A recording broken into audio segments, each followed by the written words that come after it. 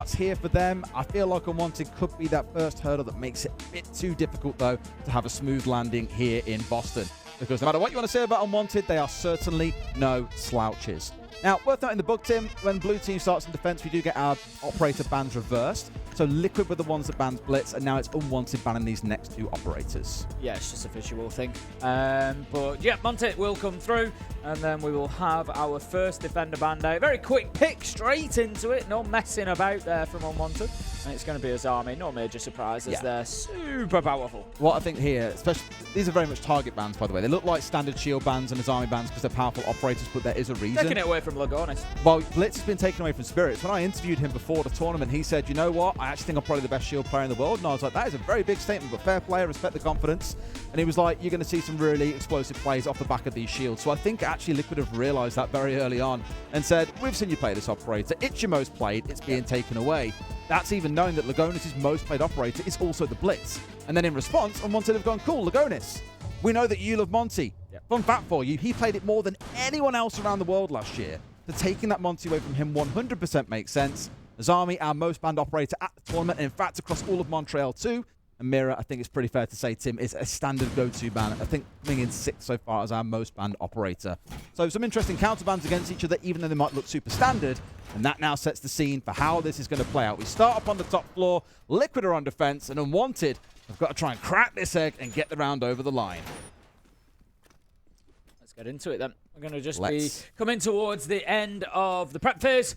And as we say, Liquid start on defense, going to be up on that top floor. What have we seen when the attackers have been dealing with this top floor previously? A lot of work coming from that north side, trying to get control of Skybridge, work their way down, breaching, and then either plant just inside the breach or off to the right, past the bomb chassis, in behind the desk that's there hard against the other wall. You also need, if you're going to do that, to kind of control that little bit of area around bathroom and the window, just to prevent any defenders rotating around and trying to push in through there to stop the plant.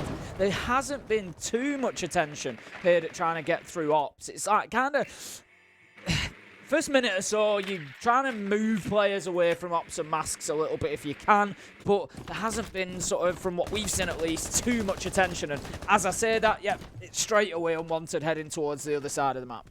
And absolutely not surprised to see Spirits when you've got Monty and the Blitz band away, that Blackbeard is going to be the go-to operator of choice. Saw a lot of Blackbeard yesterday, and yes, he has crept into our top 10 bans. Shock horror. I'd be really surprised if he was in the top 10 bans prior to his rework. But I think he's been described as Monty with teeth, is how a lot of teams have started to view him. Because, well, one, the rifle's pretty damn scary. He's got nades in back pocket. Of course, he's got a shield that can be not quite fully deployed, but fully deployed. And one that can then drop down and, of course, be used as a gun. So very, very potent, very, very deadly. Keep a close eye on Spirits here and the damage that he can do with that operator. Unwanted have got control of Skybridge here, so as I suggested, they're just going to be moving across, trying to take all that side of the map over towards that B-bomb chassis, and then they can start thinking about moving in towards getting the breach done, as we just see that late reinforcement being put up. They'll look to get that breach done and look to get on in and put the diffuser down. A little bit of battling going on underneath as well. Gaverni just in there, using the book to open up those angles, trying to find something if he can up onto this top floor. It's just making it difficult for Palu to stay in position. He's low health. He's taken a lot of damage there, and he knows that there's a bit of attention being paid to that door. He's pre-ripped the nitro, so Unwanted need to be careful here because they won't hear it come out, but it is too soon. Spirits doesn't take any damage, and he can keep pressuring that doorway. A little bit disappointing in a way because you have the Bulletproof literally staring at the Blackbeard. The timing should have been perfect. As soon as he steps into the doorway, C4's rip comes out, catches the man, it would have been free. It's a little bit of miscommunication there from Liquid to start things off. I'm not sure who was watching on the Bulletproof at that time.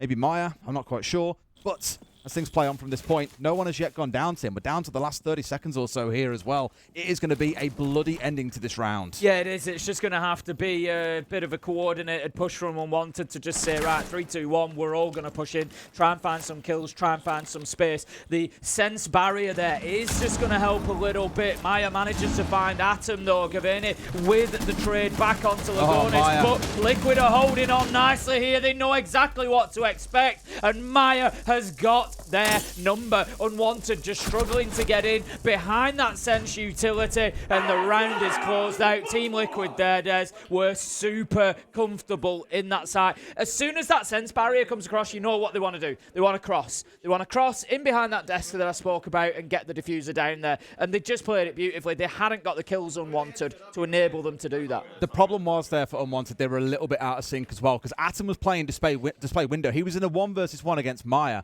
but he went down, what, 3-4 seconds before the Blackbeard managed to push into where Maya would be. I think about like a stalemate in chess where, cool, you've got Grimbees all down around display, so he can't play there. He can't then play in the doorway where these final 3 players from Unwanted are trying to push through. So he's just sat in the R6 room corner like, yeah, cool, I'll wait to see what happens. But doesn't sit there and let them all kind of gang up on him in a 4v1 with the send screen blocking it out. Instead, Atom goes too soon. Maya forces the 1v1 on him and then turns around and gets 2 onto the R6 room door. So sole play there coming off Maya's back to win that round, in my view. 3 quick kills, breaks the whole attack apart, and Unwanted not really showing the teeth or the coordination in round 1 to get the job done. That does need to improve going forwards, but Tim, it's round 1. You'll give him a little bit of breathing room there and see how things wear on as the half plays out. Yeah, of course, absolutely. It's Liquid's first choice site. They should be holding on to it, is the reality on defense. But the way they did it was very good. And I think one of the things that we need to be watching... Maya did it was very good. The way that one of the things that we need to be watching for Unwanted is exactly what you've picked up on. And that is that coordination. It's about... For me, if they're going to have any problems here with having those 2 players come in, with having the roster changes, with Mint coming in, it's getting on the same page quickly enough here. It's having that depth of strat book. It's having everything else that you can, you know, right, this isn't quite working. We've not got the kills we want. We've not got the picks. What are we going to do? And having that plan B, that plan C. And that's maybe where Unwanted are going to fall down. So that's something for everybody at home to be watching. Keep an eye on that coordination. Are they pushing at the same time? Are they putting Liquid players in no-win situations? Going in, maybe challenging 2v1, catching them out. That's what Unwanted are going to need to do, but it's what could be difficult for them. When I spoke to Spirits before the tournament, it wasn't just about his players. Well, I asked him about the team and their vibes, and he was like, honestly, Gaveni and Dream are always a fun time and giggles. They're the real mood lifters for this team as well. And Dream I do want to give a bit of a nod to. Been around for a long time, quite a pure support as well, so on XG for a good period of time. I'm really glad that he's landed back into a team like this as well, and he's got that real good possibility to push on. It's just a case of seeing it, like you say, come together when it matters most.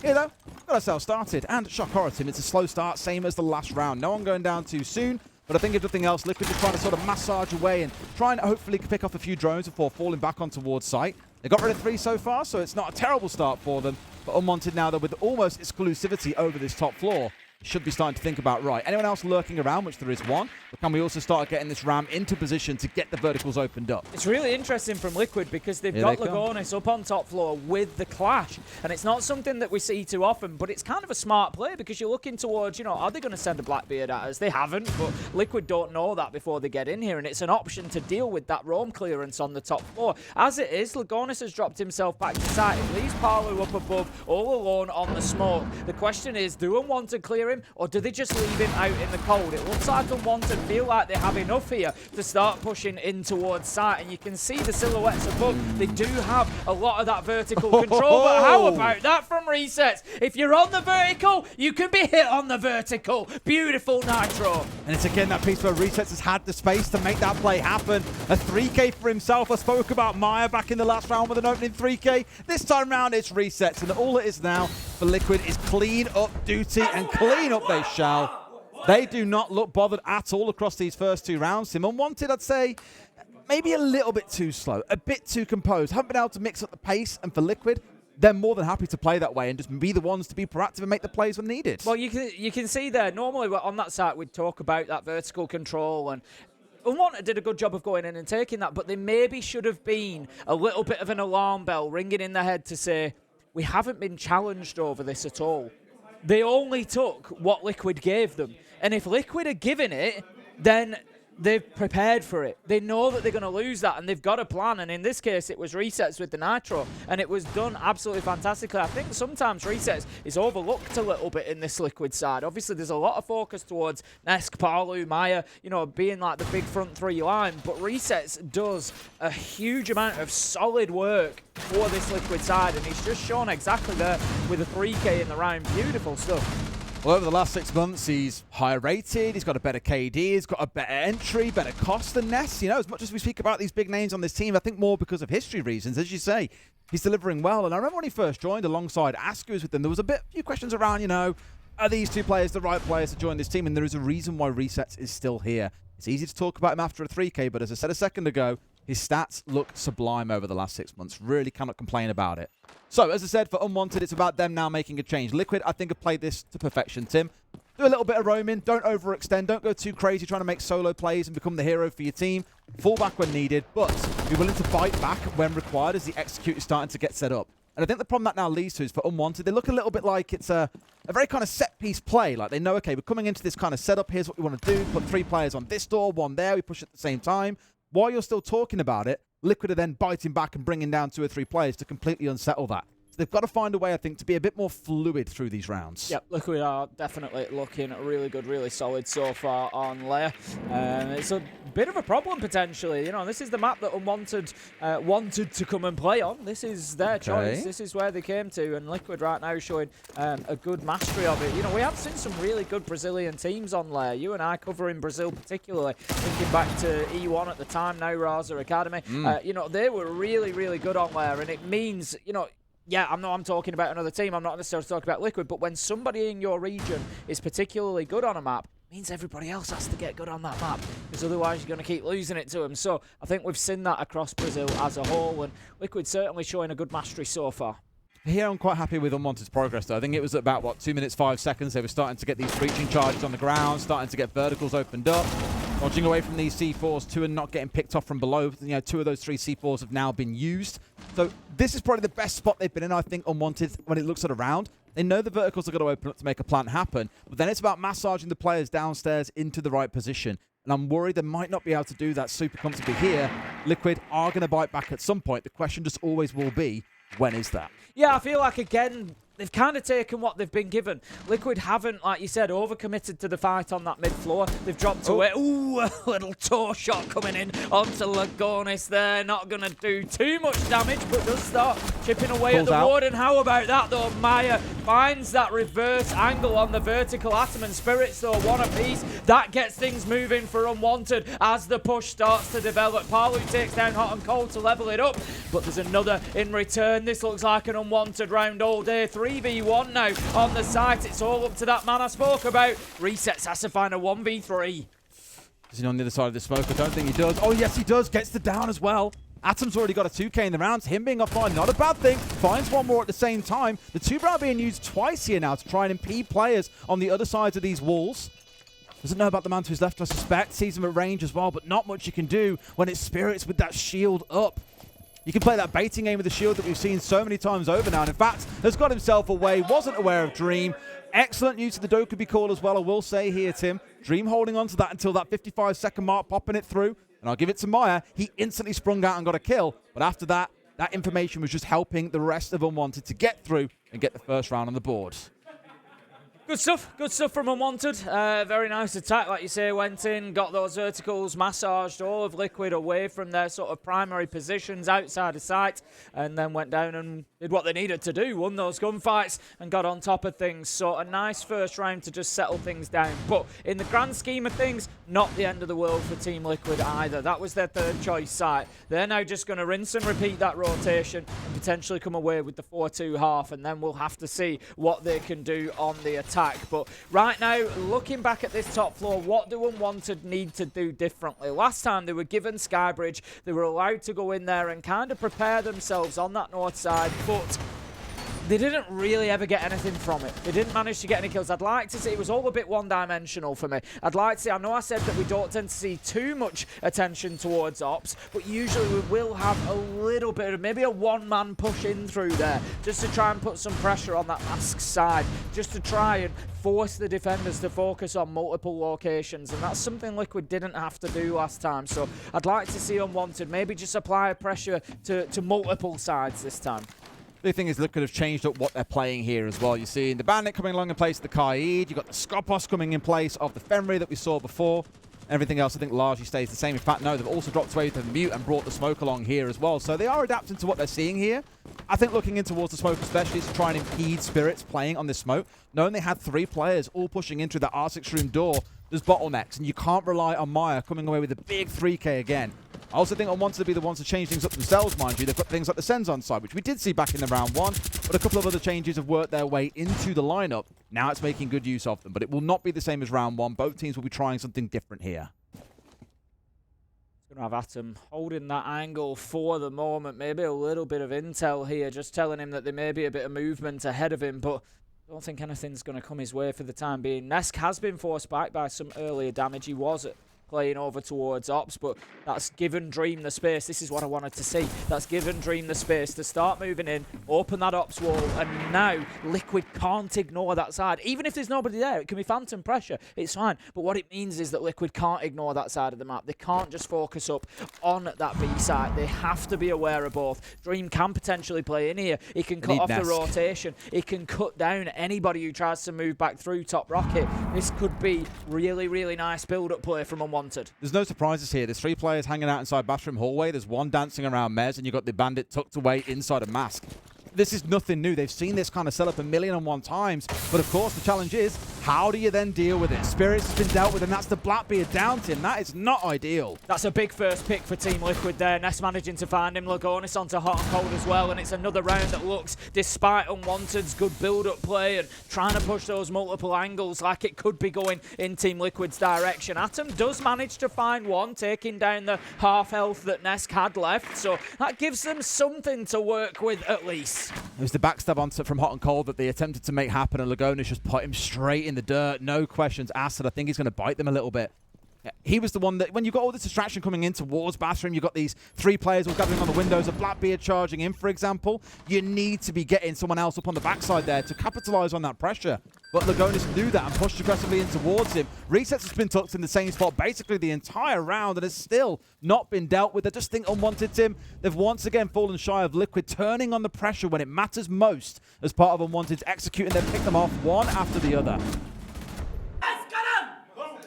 Vinny just managing to pick up one at the end there before being cut down, but Team Liquid picking up their 3rd round here defensively on Lair. They're looking good so far. I feel like the problem for Unwanted there, like the setup, and in general really, the setup was good there. They had the pressure in towards Ops. They got those multiple angles, but they never really got anything from it, and I feel like it's that sort of early round is good from them, but then it's the rest that's the issue. I did wonder when we'd see an Unwanted timeout coming through, and apparently now is that answer. I was thinking to myself, the down 3-1, are you that bothered? I guess. Let's see if we can hear what they're saying. Can't really hear them, to be fair, no. Not on this stream, Tim. It's all well and good. We were spoiled yesterday. We were very spoiled on the A stream. You could hear a lot. Yeah, absolutely. But again, down 3-1. This map, Lair, being one of our, I think it is our most balanced map. I think the attacker win percentage over the last 6 months has been like 48%.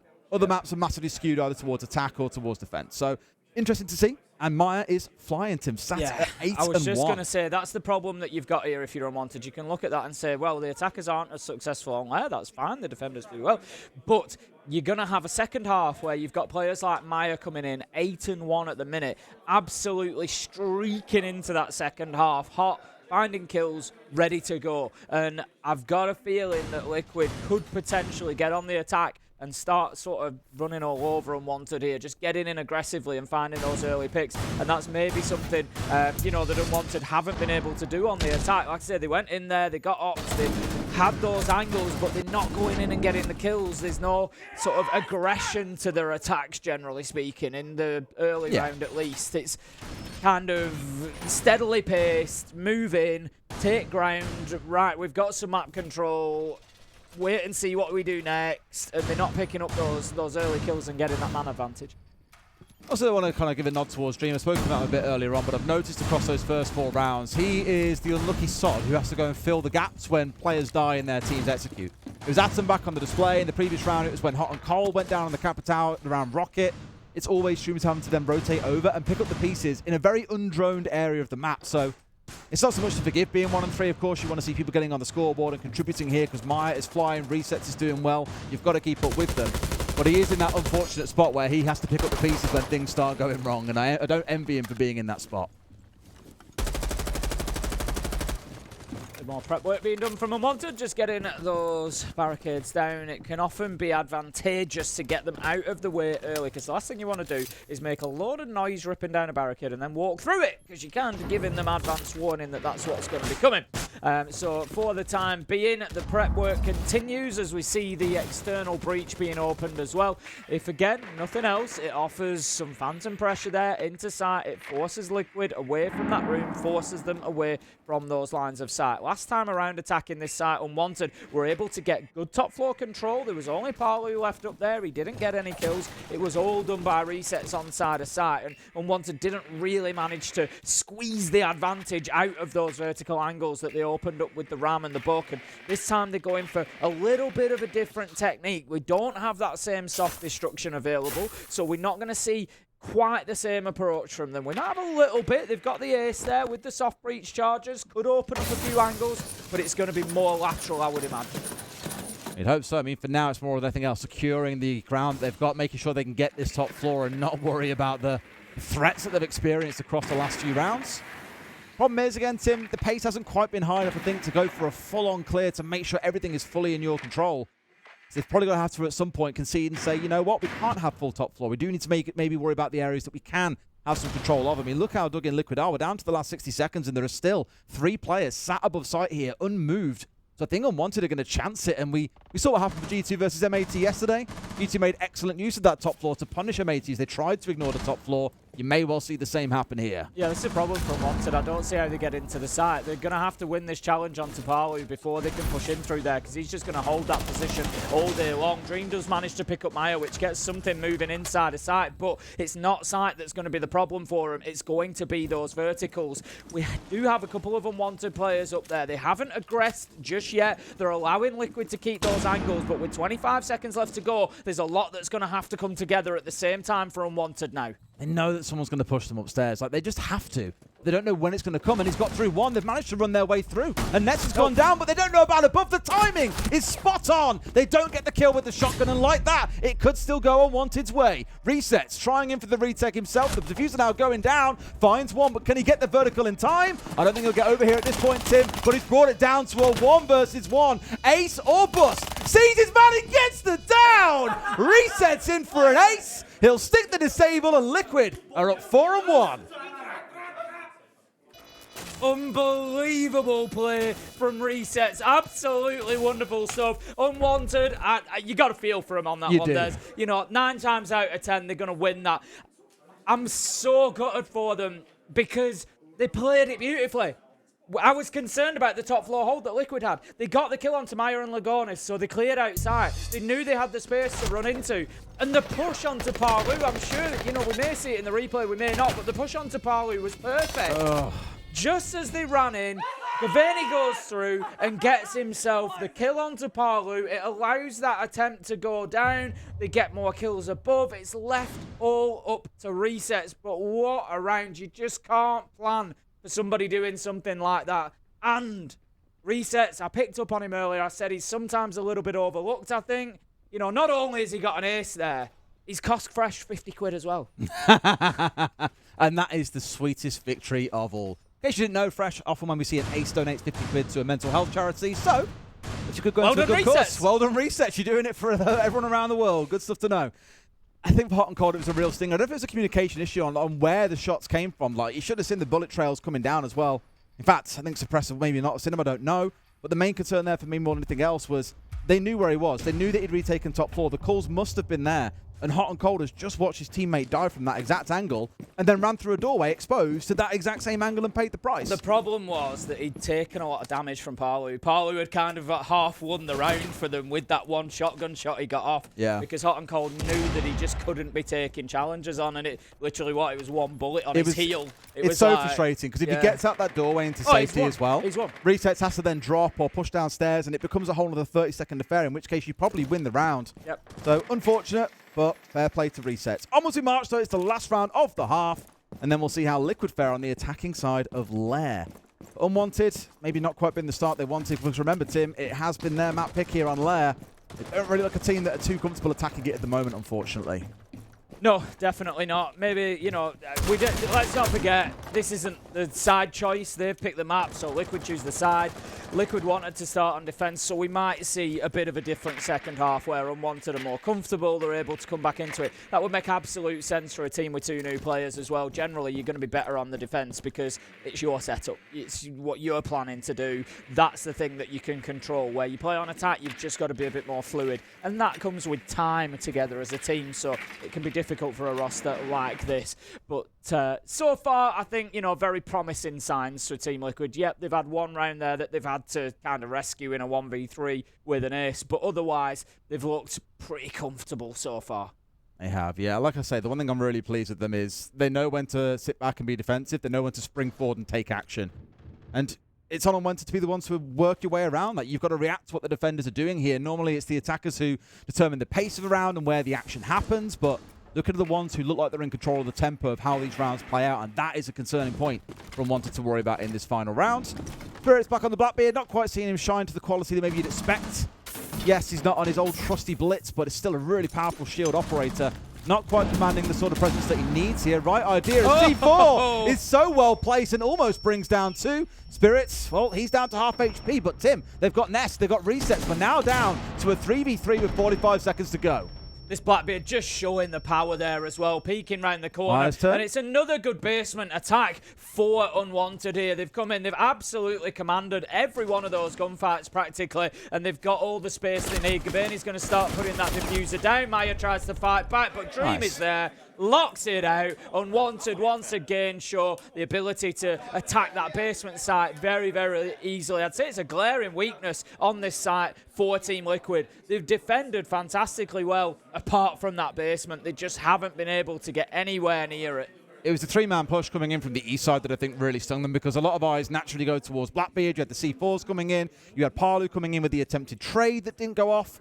Just a really good, again, team maneuver coming out of Unwanted, even if slightly desynchronized because of that C4 coming onto the doorway. But now we get the side swap. We get to see how Liquid fare on the attack, as I've said. 2 halves to a game of Siege, Tim. You may well see Unwanted just fly here on the defensive side, and Liquid could yet fall apart. Absolutely, and I said this yesterday, this is a super important round for everybody involved here, because 5-2 and 4-3 are extremely different scorelines. And I know you can sit there and say, of course they're different scores, it's the different scores, but they are mentally very, very different. 5-2 is a huge lead for Liquid to have, especially if they get that first attacking win. Whereas 4-3, Unwanted feel like, right, we're back. We're on defense. We're in one round. This is not a problem at all. They're going to be looking at, we have to lock down our first and second choice sites. And of course, top floor is going to be one of those. For that round, Liquid had 3 players on 100% cost, by the way. So they really were flying. And by comparison, for Unwanted, 3 players were on 50%. So it really was a bruising half for them. In a way, lucky to get away with the 4-2, not because of how rounds came about, but in terms of player impact, it definitely sat with Liquid throughout that half. I said, though, let's focus on moving forwards and see how things start to shape up. We've heard again from a bunch of teams that we're in quite a flexible meta. You don't have to play shields. I don't think Unwanted quite got the memo. They played Blackbeard pretty much every round in that first half, and now they're on the clash. Whereas for Liquid, they haven't brought along a Blackbeard. They haven't bothered with a shield operator, at least for this first round. Instead, looking more like the ways of old, I guess. Much more guns up, much more active as a team, with the Captain Tower being the linchpin of this utility focus they want in their execute. Yeah, Lagonis is going to be very important here, not just for the smokes, for the execute, but also for dealing with hot and cold. He's going to be the main avenue for controlling that shield, controlling that clash, using those asphyxiation bolts to prevent exactly where hot and cold can play, what freedom he has got. So see how that develops. I always worry when we've got Mavs on the walls, because I just think it's such a high risk. It's more that Lagonis can see the whole thing as well. Like a C4 that's well placed here could do an awful lot of damage, but they're seeing absolutely everything that's going on. And I'm just thinking, he doesn't seem to realise that there's this camera sat in behind him. Look at how far Lagonis wears his headset, by the way. It's literally on his forehead. I just saw it and I was like, is he okay? Bless him. Ruin your hair with that, mate. Making room for the big-eyed yelling brain. I know. Got to fit it in somewhere. Here we go then, Liquid getting on into the map. Not too much of a surprise. See Reset's working underneath with the book. He's just going to try and move Dream from masks potentially, make it difficult for them to play in and around that position. It's Atom that's over out on the Tubarão at the minute actually, but they can just open that floor up. They don't need to worry about it too much because they've got the Maverick who can do the work anyway, regardless of electricity or anything else. But honestly, Des, I feel like Liquid are stalling out a little bit here with 2 minutes in. What control have they got realistically? They've got that wall open, but they don't have anything else. They're not inside a bathroom yet. They're just moving through ops now. Palu's taking a little bit of ground. They've nothing up towards the top side. It's going to come down to a last 30 seconds here. They're almost a bit too worried about a C4, I think, on that mass wall. Like, Lagonis was sat there watching him on drone the whole time. Like, no, like, we need to get open. It's barking orders back and forth, but they have been slow. They're now starting to pull the trigger and say, let's go, with about 30 seconds on the clock. And now they're hitting this critical point with that clash, the smoke, all these things to keep them at bay. They might have got the entry yet again, but there was at least a trade back the other way. Yeah, Hot and Cold's doing a great job of just keeping them out of it here. He just can't get in through that doorway. They know that there's no push there because Hot and Cold's just going to be feeding information to his team of when to swing and when not. As it is, 10 seconds left to go. Liquid, you got to get moving. You got to push forward and look for kills. And as they do, Dream, he takes one down. It's Nest that's gone. Spirits onto Resets. And Unwanted, they're looking like a brick wall at the minute. Liquid just having to try and brute force it. They can't get it done. And that's a great defense from the North American side. Liquid could not crack that. I think it's pretty obvious for all to see, but I do want to give a big nod to Spirits there. The timing on the smokes, the positioning of them, the patience to hold on to them for most of the round as well. Really good stuff. And in tandem with the clash, they did a great job They were just so happy to sit deep. I don't think there was much pressure coming in from Highway side from Liquids. They were like, cool, we sit back. We let you come at us. We play behind Clash. We play behind Smoke. Easy peasy. The thing is, right, for me, Team Liquid there, it's a little bit frustrating because Hot and Cold is doing a great job on the Clash, but he stood on a soft surface. Resets was underneath with the book. Like, there's no reason that he should be allowed to continue playing in that position if he's proven to be an issue. I think Resets had moved away by that point, but that's a failure from Liquid to recognise that this is going to be a stumbling block. If Resets he was underneath that location at a point, he opens all that floor up. There's no way that Hot and Cold's playing there. And they haven't done enough. I always look at attackers, what are you doing to disrupt the defenders? Because naturally defenders will play in their primary positions until you force them otherwise, because that's their plan. Hot and Cold's plan was to play in that spot. That's where he wants to be for a reason. So what as an attacker are you doing to disrupt that? And I just feel like Liquid did nothing to really disrupt Unwanted there. They didn't stop them doing anything that they wanted to do. I so often say, Tim, 2 halves to a game of Siege, because that was a total antithesis to what we saw from Liquid back in the first half, and Unwanted looked incredibly comfortable. Might just be that neither team has really got the chops here to be able to attack onto this map. Might get away with a round or two on the off-sites, but otherwise we might find ourselves heading towards a very, very close map 1. Let's see how round number 8 plays out. Mind you, it's again the same sort of setup. Still got the clash coming out here for Unwanted. On the other side for Liquid, no shield being brought along. Not quite in their wheelhouse this time around.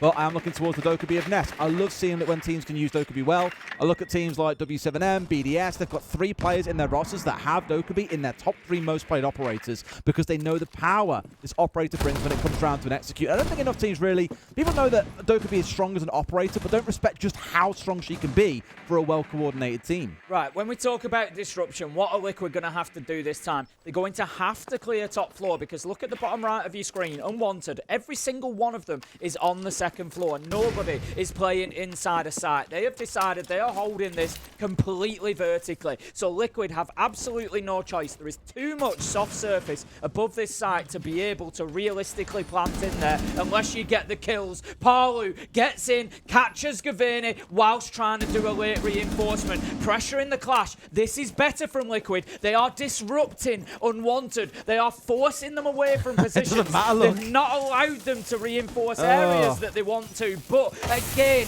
Hot and Cold is just doing a great job behind that shield to prevent the push. But Palu finds a way, manages to take down Atom. 5v3 for Liquid now, and a much better attack. But the backstab coming in is the most important part here. It's Resets moving his way in, and look, he's dead to rights at this point, Tim. One left standing in the form of Dream, and it was those 2 little backstabs or side swipes that really saw this fall apart. Much better from Liquid, adapting to what they saw back in the first round. Yeah, and disrupting disrupting what Unwanted wanted to do. They wanted to hold on to that top floor, and they wanted that late reinforcement. They wanted to adapt on the fly to where the push was coming from. Palu saw that, knew it was his opportunity, and got in there and got the ball rolling. And as soon as that first kill went down, we saw then Unwanted having to rotate, having to change, having to try and play in behind the clash, and Liquid was circling like sharks. At that point, they knew exactly what they had to do. Much, much better from them. 5-3. Wonderful stuff. I love the little touches to it as well, such as the micro EMP coming into the clash. Yeah. So there was no real risk of someone being slowed down, caught in the middle of the room, traded out by the player that was hanging out behind the shield. And I do also like that Unwanted had this plan, that they had a fallback point when they lost that initial room, the second room, and then they had a third spot to go into to then work their way down green stairs. The big challenge being Liquid knew that was going to be the game plan and had an answer to it. This is the site, though, that we were a bit worried about, Tim. Down here in the basement is where things went a little bit pear-shaped back in that first half for Liquid. Is it going to be the same for Unwanted, or do Liquid find a way through? If they win this one, I'd be shocked if they don't close it in the next couple of rounds. I'd agree with you. I think, yeah, this is an absolutely critical round for Unwanted to be picking up. And unfortunately for them, it's kind of a third choice site, you know, going down into the basement. Obviously, much like Liquid, not something that they necessarily wanted to do. No.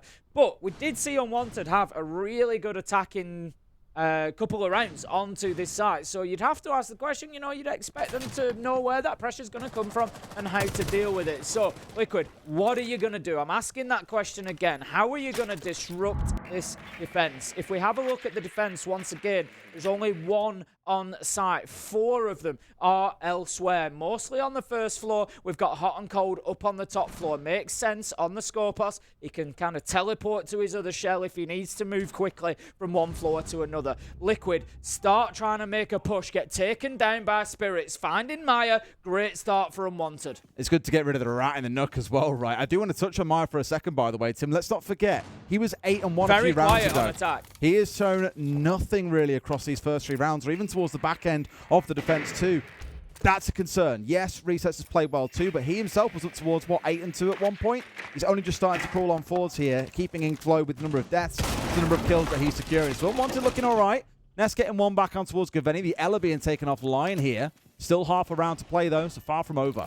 Yep. The one's dropped back to site. Hot and Cold, he's going to teleport back on that Scorpos, so he's now joined Dream down there, and I think we'll see Spirits and Atom start to give up ground in about 30 or 40 seconds. They're going to try to hold on just a little bit longer, but this is the risk. Ness manages to pick up 1, Ness manages to pick up 2. Spirits does find resets in the mix, but it leaves them now 3v2. It's all up to Hot and Cold and Dream, 2 very experienced players trying to hold on to this site now, but they are going to come under intense pressure from the trio of Ness, Lagonis and Palu. They've got a little bit of vertical there. They can start opening up with soft breaches, with Ash chargers, and just using the time that they've got to soften up that site. This is looking good from them. The time is the key one there, right? Yeah. We saw teams yesterday when they had about half a round still to play. They just slowed things down, back on the drones and figured things out. In fact, it was in our cafe game. I forget who it was we were casting in our second series of the day. It's already gone past me. But the pace at which teams were willing to slow down and play as a team when you've got a numbers advantage is so important. Don't leave it to be drawn into a 1 versus 2 against the enemy team. Hot and Cold, though, I think it's just blinked away at this point. He's up on the top floor. He could do so much work if he gets in behind them. It's a big play. It's a big play. He's got the angle down into sight, but it's not going to be easy to find his kill. He's going to drop himself down the hatch now. It puts him on the vertical. Know. Can he find his kill? Absolutely no idea. He's going to cut down. Ness can hold the vertical. This is a huge play. Hot and Cold and Dream have played this to perfection as a duo. 3 seconds left to go. Nothing Palu can do. Take a bow and want to win the round, and that is beautiful use of the score. And that is a failure by Team Liquid to recognize the location of that spare shell, to deal with it, and to be aware of what's happening in the rest of the map. The blinkers have been on. They've been too focused on site. Ness gets cut down, and that is beautiful from Hot and Cold. I would love to know if Ness either didn't hear the impact going off on the hatch in the room next to him, or he just assumed it was somewhere else around the map, or it was his team. I don't know. But that is the big slip up for them. Beautiful play by Hot and Cold, and the big one to take, because the whole time you're trying to get in position here and making a high-risk play, you're leaving Dream alone in what could be a 1v3 elsewhere. So it was a big gamble, but a very informed one, and one that clearly has paid off for them. They keep things close. It's at 5-4 now. Otherwise, they'd have had a 3-round clawback to pull off to fight their way in. Now that gap is that little bit closer. They're just 1 round behind Liquid. Great stuff. Absolutely beautiful from Unwanted. We love a Skopos play. That was great. I mean, you don't... The thing is, we don't see that sort of switch from shell to shell as really the primary use of Skopos a lot of the time. It's, you know, generally speaking, Skopos can be brought... Yes, that is a nice purpose of it, and yes, it's a nice function, but often at this level, you don't expect it to kind of be successful, because usually teams will draw it out, they'll find the spare shell, they'll put a claymore on it, and you don't have too much of an opportunity to do that. So, you know, the fact that that's worked out is brilliant for them. Usually the Skopos is brought along, because A, they have a lot of utility, they get to bring secondary utility, but the spare shell is also effectively a shield and a bulletproof camera in one. So they usually just get positioned inside, and that's utility inside. It's your shield and your bulletproof cam inside, and then you just go and play a normal round on your other shell. So absolutely fantastic stuff from Hot and Cold. I'd love to know who her observer is, that she basically just dropped in Hot and Cold's cams, so now everyone knows and can see exactly where they've been placed down. I remember back in the day, means we can take them into rank. Teams used to moan about that back in the day, being like, "Oh, well, you just show where every single of our cams go." There's no point with match replays now. That's it. That's it. It's just not a big deal, is it? You can go and find it out yourself. Exactly. Right, we're going to have some Maverick work going on once again. It's Nova. There you go. Nova. Damn you. Unwanted's worst nightmare. I mean, we all appreciate it, obviously. Oh, we do. All listen We love it. You carry on. Maverick's going to be opening up this wall. We saw this last time around. Maya doing the same job. Again, this was the site that Liquid, they just didn't really have any teeth on. They didn't manage to disrupt anything that Unwanted to do. They didn't deal with the clash of Hot and Cold. It's not going to be the case this time. He's on the Valk. But what are they going to do differently here? How are they going to move those defenders around? How are they going to get a little bit of site control? Because they never had any last time. I'd like to see, much like I said for Liquid when, Unwanted when they were on the attack, we need to see a couple of... He's going to run out of gas. A couple of directions for them to be pushing. I mean, he's down to his last canister and the wall hasn't come up. I don't know if he's missed something that we haven't seen either. Maybe on the other side of the wall it becomes more obvious, but that's unfortunate. That wall is staying closed, it turns out. It's that top left as we look at it. I think looks a bit wonky, doesn't it? Yeah. He's not gone far enough across on the They've had drones on it to try and find out themselves as well, I think. So maybe he'll come back for second ask. Oh, why would you jump? You can't jump. Okay. I tell you what. Nova's just exposing everything here. You know, he's not letting them get away with anything. I love it. Holding Team Liquid accountable here.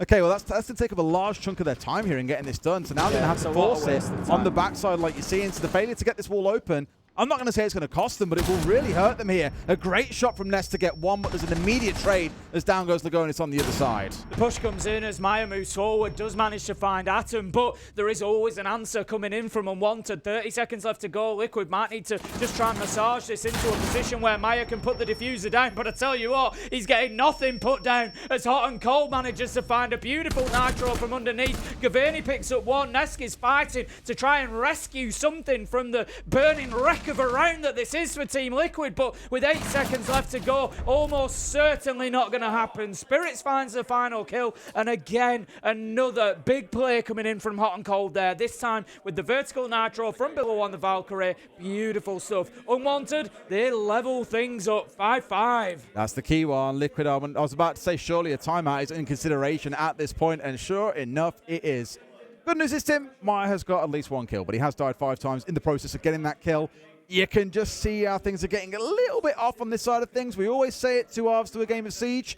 Liquid look a bit rattled. It's worth mentioning at this point as well, looking at the entry stats. So out of 10 rounds, Liquid have had the entry kill in 9 of those rounds. There's Unwanted are playing this practically 4v5. They're on the back foot all the time in almost every single round. They are having to fight from a man disadvantage, and they are doing fantastically well at it. Like I said, we've had so many big individual players that have been able to turn rounds. That nitro there from Hot and Cold could not have been better timed. It's 3v3. Maya's looking to push into sight with diffuser in hand, and bang, dead. Diffuser down. Beautiful stuff. Great first shot from Nesk. I'll give him that one. Dreams. No chance of walking out that one alive.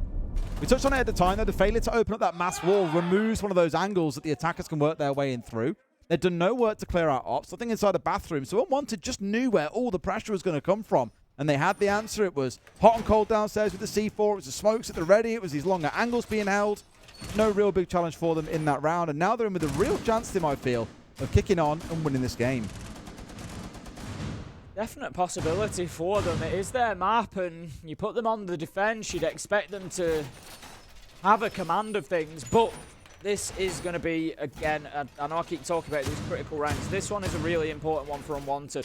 They've done well in the previous rounds where they needed to come out and get a win. I said, you know, at 4-2, they needed that next round. They got it. They went to 4-3. At 5-3, they needed that next round. They got it. And another to level things up at 5-5. This one is the round. The reason I say this is important, it's the site that they've lost previously. They struggled to hold on to the mid floor. They're completely committed to the top floor hold. They've pretty much done the same again. There's only hot and cold on site, and that's because he's on the echo. He's actually going down to basement. Everybody else is up on that top floor. Liquid cleared out the top floor with such ease last time around. It's something that Unwanted definitely need to play differently than they did last time, and they are. They've got hot and cold on the echo this time. They've got a Tachanka. They've got all kinds of funky ideas, Des. It's just whether it's going to pay off. That's the big one. Lots of denial, lots of slowdown. Do you think that's enough to bring down Liquid? I'd probably say yes, truthfully. I think they have been pretty slow so far throughout the game. They are punishable. But at least looking at the lineup from Liquid, every chance that can change, and sure enough, we're finding all this this utility being dumped in early. Plant is going down, but Palu is inhaling gas, and is going to find himself taken down. Spirits, again, with a great bit of smoke play, is catching it out. Right time, right place, denying away all that he needs to, and Liquid have completely fallen apart, even with a little bit of a rush. Well read, I think, coming out here by Unwanted especially. They knew that Liquid, after that timeout, would come in at pace after how slow they've been so far. Really good expectation and prediction, and they've dealt with it expertly.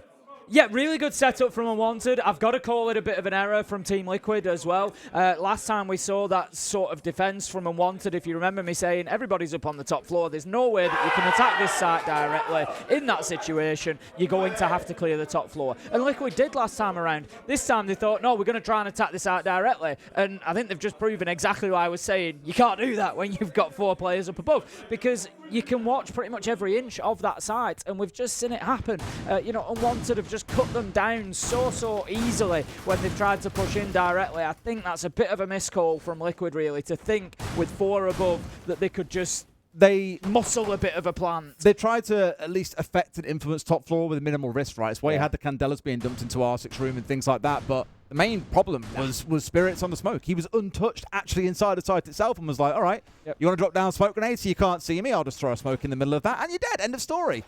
Again, it's 2 rounds now that I look back at, though, and think Spirits has been excellent with his timing and his placement of those smokes and has really impeded Liquid at seemingly every single turn. They now find themselves at 6-5. Liquid winning only 1 round so far on this attacking half, and now looking to lose the map. And it's crazy given how dominant they look back in the first half, Tim. But as we always say, there are 2 halves to a game of Siege, and Unwanted's defense is coming out just that little bit better. Yeah, and that was kind of the suggestion, wasn't it? You know, he said it was Unwanted's map pick, so they didn't get to choose the side that they started on. They ended up on attack, got a couple of rounds, but, you know, it was Liquid who were choosing where they wanted to go first, which was defense, and I think we're starting to see why, because they know that this is a tough map to attack. It's going to be their final opportunity to attack here unless they push us into overtime. It's going to be a push towards basement, just clearing that utility out to try and create a path through to site at some point, but no initial push coming in just yet from Team Liquid. Oops.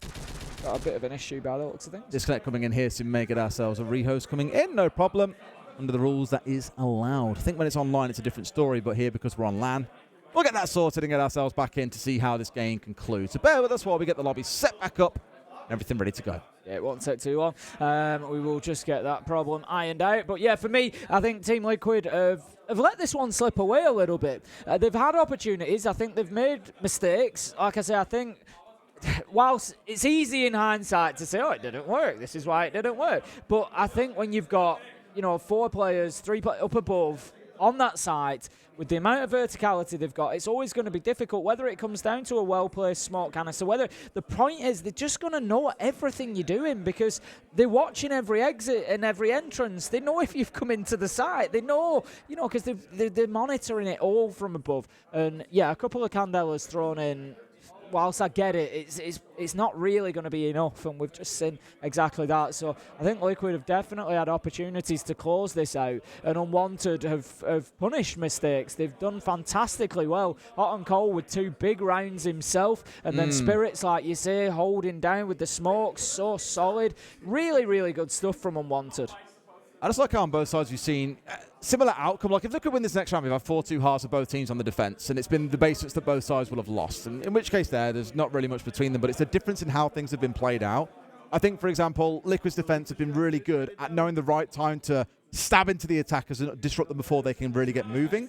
And Unwanted looked a little bit static, a little bit too pre-planned on the attacking side, and that's how they managed to lose out to Liquid's more, switch between a slower play and a more aggressive one. Whereas in this second half, where I think Liquid have fallen down is actually their attacks haven't been too bad. I think they've had the right sort of idea. A couple of mistakes with things like the Maverick onto the wall that has definitely cost them. But where I think the real strength has come in has been Unwanted's defense. It doesn't matter what Liquid have thrown at them. They've been quite stoic in their positioning. They know how they want to play these things out, whether it comes down to the smokes coming out from Spirits, whether it comes down to a little bit of, I don't want to say luck, but risk-taking coming out from Hot and Cold in that closing play with the Skopos. The game could have been done if they'd lost that round, but Unwanted have definitely shown some real smarts on the defense of this map. Yeah, absolutely, 100%, and they're getting the just rewards at the minute. They now sit on a map point opportunity. I think a lot of people might have looked at this matchup and thought, it'll probably be a 2-0 to Liquid potentially, but coming in, I had a strong feeling that we might see all 3 maps. I'm still going to back that. I think, there's a good chance that Unwanted pick this up here, and then we go on, maybe, Liquid get that second map and we see all 3 between these two, because like I said, as much as, yes, it could appear for Unwanted that things could be a little bit messy, they've, had to pick up a couple of players, it's kind of throwing it together, there's no org backing them, and they, coming in here and playing. Ultimately, there is a lot of experience in that side, and you put people in the server, they know what they're doing. Hot and Cold showed that brilliantly. Spirits, Dream, everybody's had their moments on the Unwanted roster, and could they be the unlikely glimmer of hope for NA Des? I think, who was it joked about it yesterday? I think it was Fresh. It was every NA team that played yesterday lost. Yep. It was painful. So Unwanted could be that team. And I said it back earlier on, like if you're coming into this and you don't really follow super actively, or you see a name that, in terms of Liquid and you think, oh, clearly they're going to win. They're an org against a random stack of players that have come together because they've been dropped out of the Beast Coast roster. Nope. 3 of these players have won a major before. They won it last year back in Manchester. It's not like it's a far gone thing from the past, and Liquid is still chasing that elusive first big win that they're seeking. Keep on asking that question, will it ever happen? Well, you got to beat some major winners to get over there first, guys. I know it's only day 2, but it all starts here. Because as a reminder, if you finish first in your group, you get a bye through the first round of the upper bracket. Finishing second to third, and you start in the first round of the upper bracket. Finishing 4th, you start in the lower bracket. You get no second chances. And the 5th place team, well, they go home after groups, which is unfortunate. So every game and every map definitely counts, because each map that you win is also worth a number of points. You've got to keep a close eye on that scoreline. For Liquid, they might yet still see themselves dropping some points here with how things are going. Unwanted, looking good in the defense. Here we go, round 12, down in the basement once again. And we'll see if we can carry on with that trend that we've seen, Tim, of attackers being able to win down here in the basement and defenders just crumbling when they need that win most. The Valkyrie cameras are going to be coming back out again once more for Hot and Cold, which is going to draw the IQ pick out of Palu. It's going to make sure that they can get in there and deal with that utility so they're not getting hit with any more vertical nitros, as they did do last time Hot and Cold was on that operator. And last time around, Liquid, I think, again, just struggled to attack this site overall. They don't really,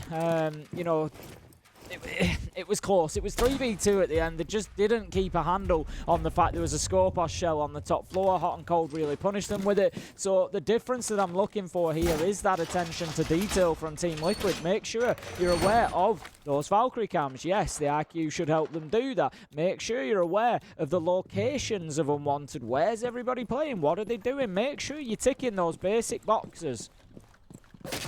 And that they should most definitely look to do at the start of this round. 30 seconds in, it's more about this top floor. No surprises there, Tim. They got bitten off by the Skopos before. They don't want to find themselves falling foul of the same thing again. Of course, not in this round are you going to see a Skopos, but a lot of stall tactics instead. I'm looking at the 3 C4s, the 2 Browder, the smoke that has been a nightmare so far, the Goyo. If nothing else, the Valkyrie is the only non-anchor operator that we have in this lineup. So if Liquid aren't careful, they don't watch the clock. We saw them rush once and it failed like tragically. The other 4 rounds, it was quite slow. This one feels, given it's a full map clear, that it will be another slow one. And I just worry that we'll get towards the execute with 20 seconds left and they'll lose out to utility once again.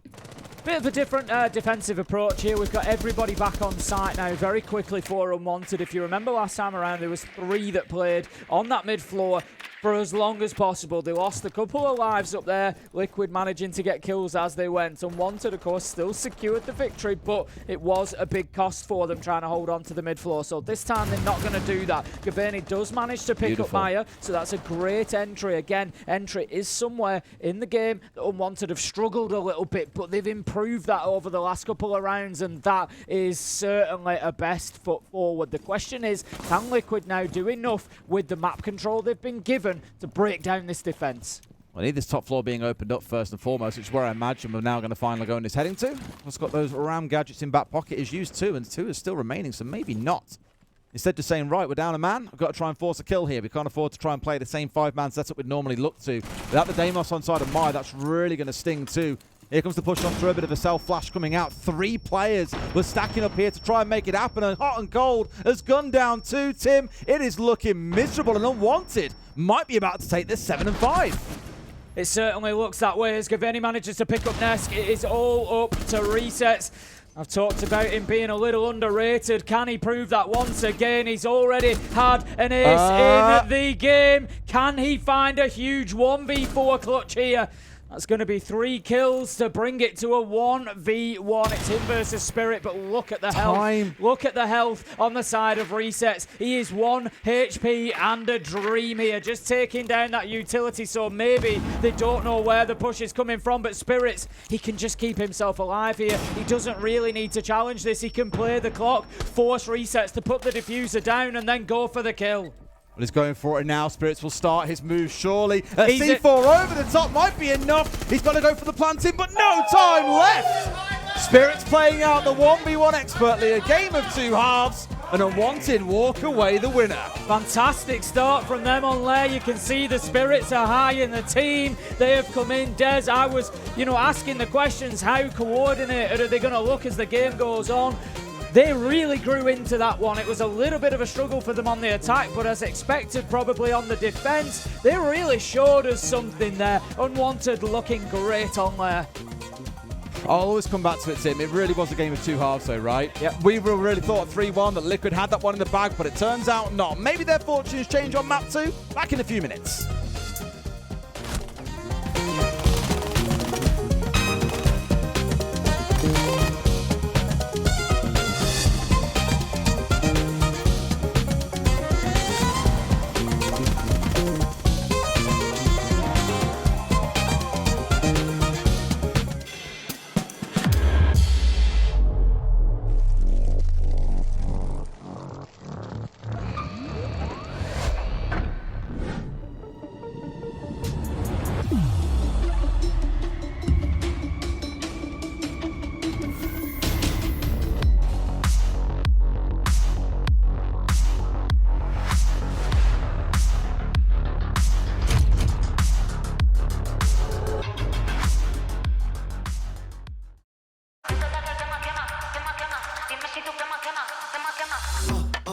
Tap, yeah, I want that.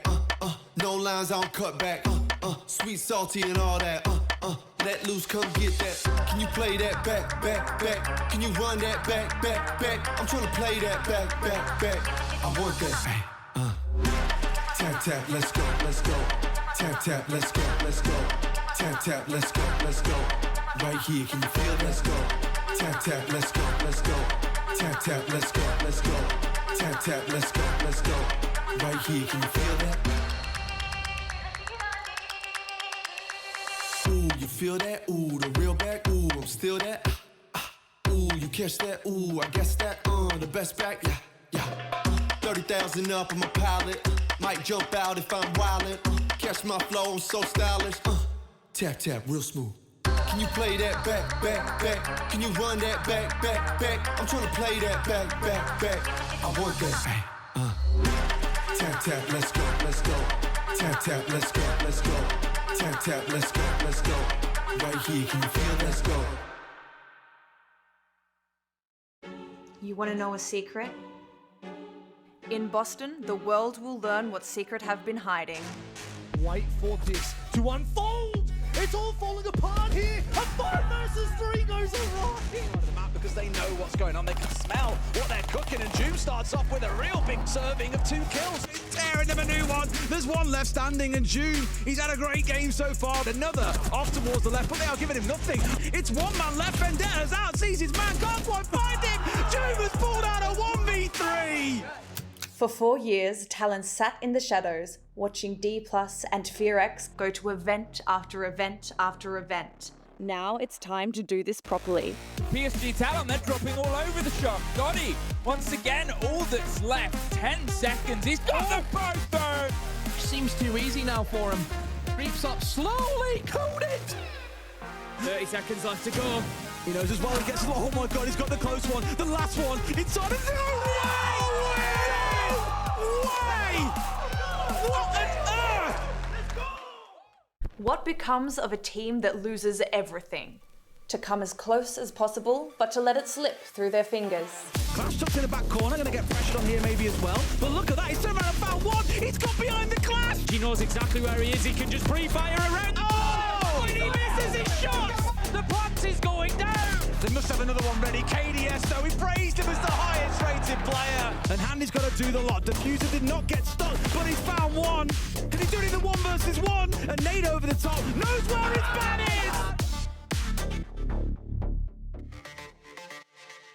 In stage 1, this team was given an impossible task. In 3 months, build a roster and compete with the best in the world. Want to know how that ended? He's getting it down. Punch. Gavin through the wall. From zeros to heroes. And now to a grand final. KDS forcing that plant down. It's up to Hot and Cold, looking away after Ramirez. Same spot, 3v2, 10 seconds left.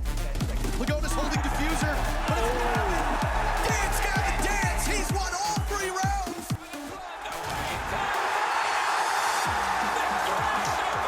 Everything we knew. They are your Manchester Major champions.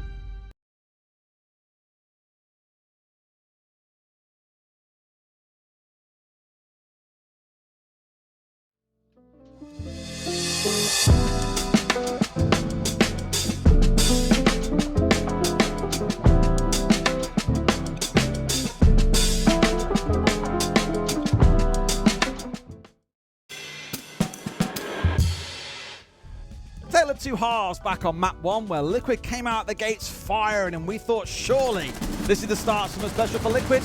No. Once we got to that second half, Unwanted really started cooking, and Liquid were the ones left floundering, losing out 7-5 to Unwanted, and now looking to map 2 to try and fight their way back into this series, Tim. Yeah, I think Unwanted looked great. They were fun to watch. You know, we had some big players on both sides. I think there's going to be rounds there that Liquid will look back on and think, you know what, we probably should have had this one sewn up. We should have locked it down, particularly. I think the one big round that we're going to keep looking back at when we look at this is the Scorpos play. Yeah. It has to be. Hot and Cold absolutely nails it. It's 2v3, him and Dreamer inside a site, and obviously there's call there of, I'm going to take the risk. I'm going to top floor. I'm leaving you on your own, buddy. Just hold on. Support is coming, and he switches off to there, drops down through the hatch, gets Nest, holds the verticals. It's just great stuff from him. But ultimately, you've got to say it's a Liquid mistake as well. They've got to be aware of that shell. It's got to be dealt with. They've got to know that that's potentially coming, and it was a bit of a slip-up. I mentioned quite early on as well, we had 3 players on Liquid who were sat on 100% cost right up until the start of round 6. Myra player will look up there and say he was 8-1. Where the hell did he go? Getting 2 more kills throughout that whole time whilst dying 7 is not a good look for how that second half played out, but really does tell the tale that Liquid could not keep up those early performances. On the other side, I'll give a big shout out to Spirits, especially for me. I thought his smoke play was absolutely spectacular. Yeah, he was absolutely brilliant, like you say, inside of sight, really helped to lock it down. Hot and Cold had some big plays as well. Everybody had their moment. Dream was really solid inside of sight throughout in that support role, just all coming together, and it was the big question mark I'd written in my notes. How are Unwanted gonna look when it comes to coordination, when it comes to team play? And for me, they backed each other well, they covered each other well, they used intel well, they were looking good. Now we got ourselves heading into Consulate. It is Liquid's map pick, and obviously, if you're quite confident they've got a chance of walking away with this one, given it was their map pick. But honestly, Tim, if we've got a quid for every single time you expect the team to win their own map pick and then they lose it anyway, I wouldn't have to be a caster. So I'm looking at this and just thinking, do Unwanted to do the unthinkable and take a 2-0 here? What do you think? I don't think so. I think Liquid come back and win Consulate. Okay. I think Liquid will be very good on Consulate. They haven't played it in 4 months. They last played it against FaZe and lost. They've only played it once and lost it. There's a couple of maps that I look at as historically always being Brazilian maps, and that's Consulate and Bang. And if we look at the maps that we've got left, it's Consulate and Bang. So I really expect a good level of gameplay coming out from Team Liquid here. I feel like we're maybe going to see another gear from them. It's whether Unwanted can keep up with that. I'm not saying that they can't, but I feel like there is still, with the maps that are left, a little bit of an edge for Liquid. I'm a bit nervous because looking at Unwanted as well, they've played this map 4 times over the last 6 months. Of those 4, 3 of them have actually been as deciders in best of 3s. They're very happy to leave it as the neutral map they go to, so it's not the favourite map you want to play. If a map looks too popular to yourself, teams will ban it away from you. So I think actually saying, you know what, that's our middle ground map. We're happy to play there. It's not our best. We won't pick it very often for ourselves to play. However, we'll happily go there and face teams off on it, which is what makes me feel a little bit nervous. This one could be done and dusted before you know it. Still getting ourselves set up. Everyone needs a bit of a coffee break. Tim, you had a loo break in the middle of all this as well. I was sat here nomming on pretzels, I think they are. What are they called? Tiny Twists. I love a pretzel. Is that what they call them in America? Tiny Twists. You know what I really love? The chocolate-covered ones. The chocolate. Have you had them? The chocolate-covered pretzels? Again, we're like covered in like white chocolate. Absolutely beautiful stuff. That might be a little bit of a surprise to you as well, that it's not milk chocolate that I'm choosing. Oh, what is it now? White chocolate. Ah, see, white chocolate, if I have too much of it, I feel a bit sick. It's a bit sickly. Chocolate. Honestly, I love it. Milky Bar I could eat for all day. No problem. Any white chocolate I can eat till it comes out. Other brands are available. I absolutely love it. Really? Yeah. I don't know. I get through half a bar and I'm just I don't know if they have it anywhere else around the world. In the UK, we do have a couple of brands that do like it's caramel flavoured chocolate as well. Like Caramac. Yeah, That's pretty similar good. to that. There's a few other brands are available. There's a couple of others that do it as well. But that's ridiculously sickly when we're talking about sickliness. But I am partial to that. I think I just like sickly stuff. Well, no, you like vanilla ice cream and margarita pizza and water.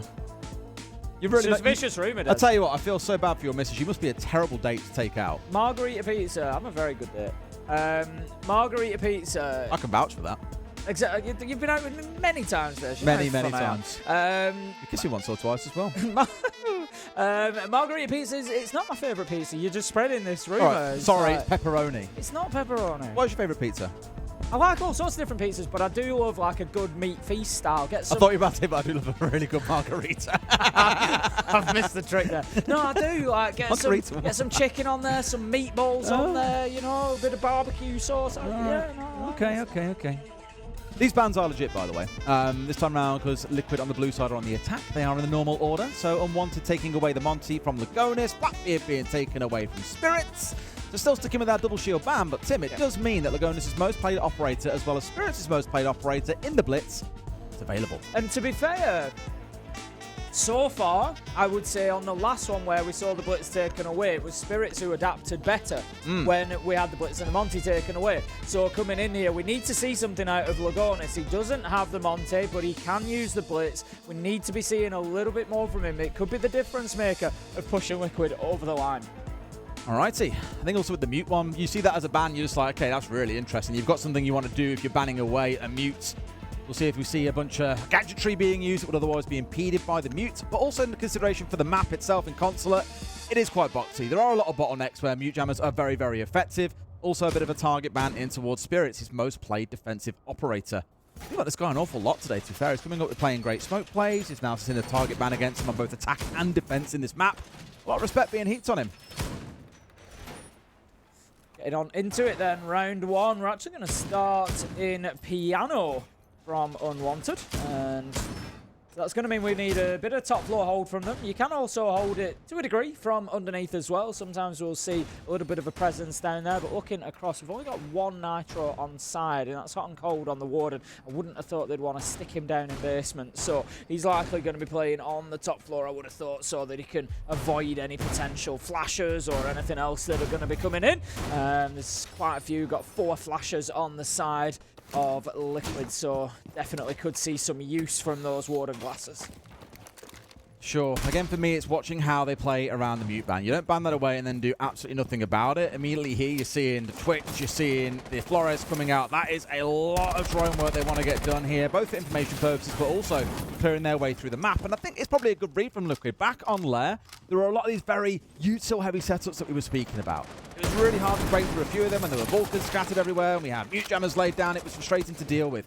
So I actually think by banning one of those things away and then trying to roll through the rest of the utility with gadgetry is a really smart way from Liquid to try and speed up their own attacks. Not by saying, let's move a little bit faster, let's bring a shield and just charge our way through.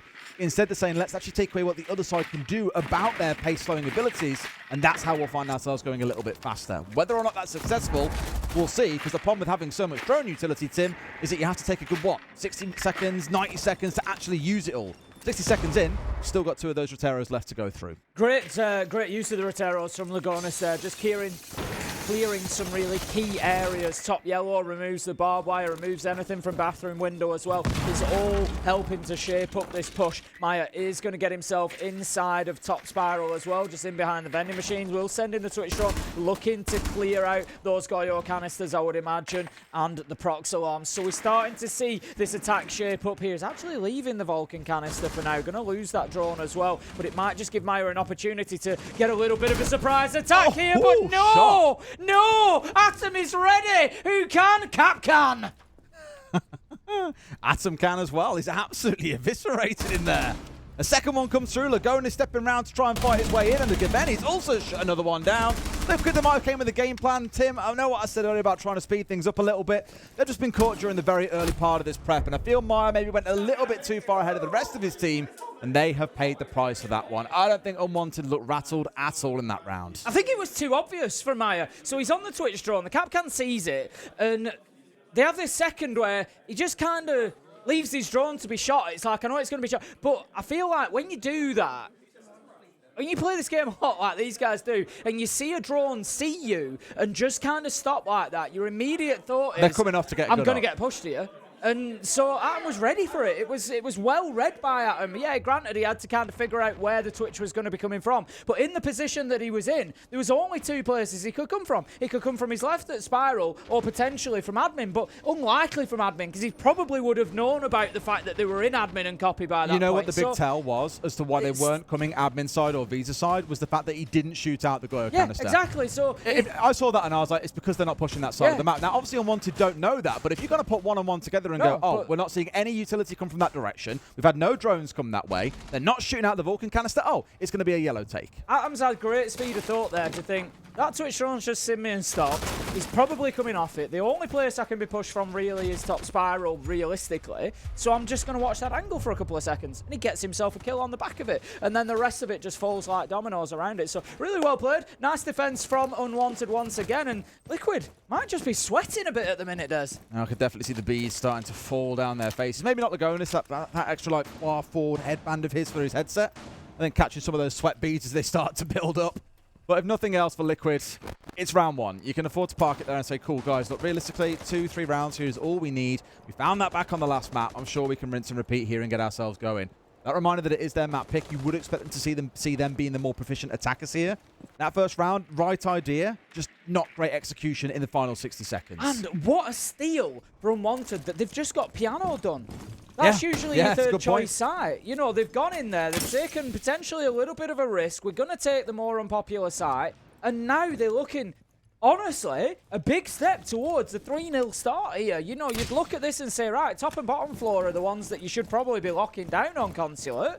And there's a real possibility that they do that. We're down into the basement this time. It's going to be Garage. We've got Liquid going in there with the Nomad, just preventing those flanks from coming in potentially. I think they're happy now that they've got some control of the map, so they can start moving through, and then they're going to look to clear that electricity and allow Lagonis onto the wall to get it breached. So, you know, they're ticking boxes at this point on the attack of Liquid. A minute and a half in, that's absolutely fine. They've got the time. They're clearing the utility. They're going to start opening up the verticals as well. This is really good from them on the attack of this site. Got themselves moving pretty fast on the top floor, and at least the discipline being shown by Unwanted to drop away and get themselves down towards site. Man, they weren't going to get stung out by this too much. Right down to that last 75 seconds or so, so Liquid, still plenty of time here to get yourself set up. They've got the main breach opened up, they've got the verticals coming on through as well. They're doing all the right things, but the problem is, Tim, I thought they did all the right things at the start of the last round, and then it all came back to bite them. So we'll keep a close eye on it. Unwanted could well spring a trap here at the last second. And look at that. Almost on cue. Hot and Cold is there above them, like he was on the Scott Bus, but this time it's the Valk. Surely he doesn't get away with this. There was air jabs that were placed out. I'm not sure exactly where up on the top floor, but they can't allow this again, can't Liquid. Somebody's up there with him. The question is, are they aware, or does Hot and Cold get away with this one? Really, Liquid need to kind of, if they don't know about it, they can't do it, but they need to start moving quickly here, because it could leave Hot and Cold out in the cold, quite literally. Nest manages to buy one as well. Read. There we go, 5v2. That's the Valkyrie shutdown. This should be a Liquid round from here. They're pretty conscious and knew that he was there. Liquid definitely playing this one super safe as well. It's looking good, and they're winning their gunfights. 3 sets, finding himself 2 in the round. It's all down to Dream without a C4. I think his name really tells you what it is that he's riding on right now. Hope, a prayer, and a dream of getting anything. Can't find a kill. Plant now going down. This round is cooked. Gets a free kill through the flash. Not too bad to walk away with a bit of KD padded. But Liquid looking very, very convincing in round 2. Yeah, way better attack from Liquid there. And what I like is the use of that Nomad. Bringing the Nomad along says that they are recognising the problems that they've had previously when they've been hit on the flank by Hot and Cold, when they've not really had full control of the map, and they've been punished for it. This time, that wasn't the case. We've got the Nomad. We're going to lock off those flanks. We're going to be aware of it as soon as Hot and Cold pushed. He was dealt with by Palu. Really, really better from Team Liquid. The question is, can they keep that going? Because top floor attack is going to be a little bit different, and I think that's probably where they're going to be heading. I can't see Unwanted doubling down on that basement site, because that was pretty easy for Team Liquid. There's just a little bit less movement space here for Team Liquid. They can't kind of get into the map and have all that space and use the air jabs and lock it all off. This time, they've got to go a little bit more Route 1. You can get into top yellow, you can get into admin, absolutely, but you can't really do much to control the map outside of the site beyond that. Might change your opinion actually on some of these sites. I was looking at the numbers over the last 6 months all around the world for Consular. Our most offensive site actually is Piano. It's 63.5%. Second floor then comes in at 58.9%, and the basement comes in at 56.2%. So if you're looking at the weakest side to defend, technically, they are, yeah. That's where they wanted to start and play things out based on what they've observed themselves, probably either in their region or around the world itself. But either way, one-on-one is how things currently stand. No repeat on the downstairs, as you said, up to this top floor, which, again, makes sense given the numbers and how things have shaped up so far. No mute on side means they're playing into the Mozzie instead, and we saw a few teams do this. In fact, we were casting W7M. They played a hell of a lot of Mozzie yesterday, and there were a few questions around, is it really the best thing to be playing when you've got shields constantly bearing down on you? It doesn't really offer too much. Yeah, sure, brings the C4, but they weren't always playing the C4. Hot and Cold here, I think, more looking towards saying, well, we know they're relying a lot on information. It's why they've banned away the mute. We've got to at least have a response in towards that to try and offer up an alternative to keep them at bay. Terror John going to be sent over and in to just try and get that wall opened up. As it's been left soft, it's just going to give everything that's needed, really. It's just going to be that line of sight, that phantom pressure, and we're going to see Fire just moving away to get onto that connector window. Again, open that up, and it's just about making it uncomfortable for those defenders inside of sight. I don't know where this spare 10th reinforcement now would have gone, but I think it's quite a smart play, just to touch on this for a second. You always have to always bring some kind of hard breach as the attackers. It's why you've got the Ying with those 2 hard breach gadgets in back pocket, because reinforcing that cubby wall is like standard on this map. It not being done now means there's a spare reinforcement to go elsewhere, which might open up a new place for Unwanted to play. So be mindful of that. That's what Liquid probably now thinking, okay then, how have things changed up a little bit here? What have Unwanted got in mind for us? It looks like it's going to probably be out on the admin side. There's the double reinforcement from Copy into admin itself, but then there's the reinforcement from Copy out into the corridor. Oh, but I tell you what, it is giving them a little bit of space as just kill after kill after kill comes in. What a collapse on the defense coming in from Unwanted there. One after another, they piece it together and get another very solid defensive round one up on the top floor. It's almost a total reverse of what we saw back on our previous map, because for Unwanted there, as soon as they saw the first Sense light screen come down, you see almost every outline just immediately start moving. They aren't sitting on the laurels waiting to see what comes or looking to play behind C4s. They were being active in that defense. It was fantastic to see, and now Liquid. An early timeout after 3 rounds. You do expect this. You've played through 3 different sites. You've seen what's going wrong. It's a good chance for the coach to weigh in and suggest some alternatives or improvements that can be made. But I think it's fair to say Liquid are probably feeling this is not going according to plan, guys. There are issues here that need to be sorted. Not at all. They've got problems. You can see Hugzord very animated at the moment. He's, I'm sure, been itching for the last couple of rounds to get into the ears of the guys and say, look, this is what's going on. This is what I want to see more of. And we'll see whether we get any change from Liquid. It's worth pointing out as well when we look towards potentially if, Liquid do get this map. When we look towards Bank, I say it is a good Brazilian map. It is always a good Brazilian map. But Beast Coast, as it was at the time, in the semi-final of Manchester, played against Liquid on Bank, and then they won that one. It was Skyscraper and Bank. They won 2-0, 7-5 on Bank. So maybe not the best history in the minds of these Liquid players for a decided map on Bank either. No, well, they'll be hoping if they can get there. That's the most important part, first and foremost. Else for Unwanted, a 2-0 dream start against... I don't want to say like a tournament favourite, because honestly, I asked like 15 of the 20 teams here prior coming into it. Other ones wouldn't reply to me. Screw you guys. The ones that I did ask and replied to me, I said, who are your favourite teams to win this? Your top 3. Not a single person said Liquid. I think, to be honest, on name alone, it's a team that we always look at going, possibly. But in reality, looking at the last few years, and particularly at their international results, I think we are, well beyond the point of saying, yeah, this is a likely to, at best, they're generally considered an underdog side that might do something, a dark horse. A dark horse. Funny because the logo's a horse. That's why I went with underdog. It's the kind of position that they're in, realistically, that you look at them coming in and you think, yeah, maybe they can do something, but the expectation isn't really there. No. Obviously, as said, there are 5 days of groups to play through. We've already seen one close out. Liquid, of course, now trying to fight their way through to not be sat at the bottom of those standings from the conclusion of today. Still plenty of chances to get things back on track, and truthfully, looking at the group, like you would expect them to come out and make it into one of those top 4 spots and have another chance to fight on, but I'm more worried when we start getting into knockout territory, Tim, that they could find themselves in real hot water. It wouldn't be the first time, Des. It wouldn't be the first time. Maya is going to be on the drones, just trying to get that intel, send it through, using the Deimos as well, potentially. Could get a couple of scans and just start getting a little bit of availability for those tracks to come on through. Palu on the Grim has taken a little bit of ground out in the admin side. Liquid feels like it's just a little bit slower from them this time. Palu sends the drone in, doesn't see the man behind vending machine. I would hope that he would at least expect that, because it's a pretty standard position. Gavini's in there on the Goyo, and Liquid need to make sure they're aware of that and that they're going to deal with him. Looking behind the mirror definitely makes a bit of a frustration point, though. You need to get that shoot out of the way. This is the same thing that we saw back on Lair, where it felt like they just had really good, well-layered defenses that kept Liquid at bay, despite them looking all right on the attacking side, I thought. More of the same is building up. A lot of things to worry about and trip over, I think, if you're Liquid here.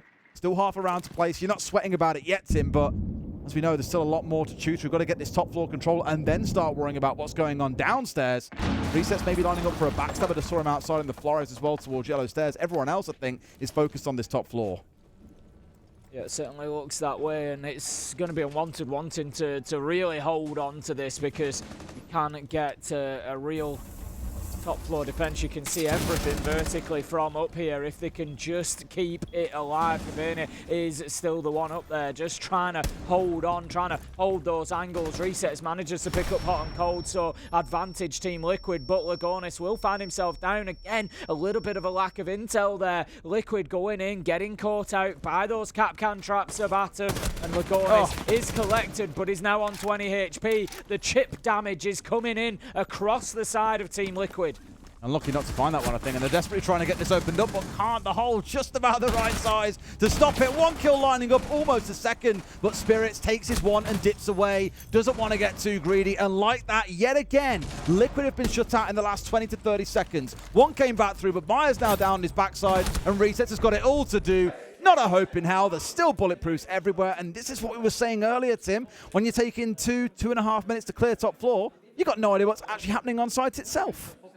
And the bulletproof ruined them, as well as a very well-placed hole, shall we say, that did not let the breach in charge come into use. I feel like Resets could have got an angle to just shoot that bulletproof. He's run across site with his back to the rest of site.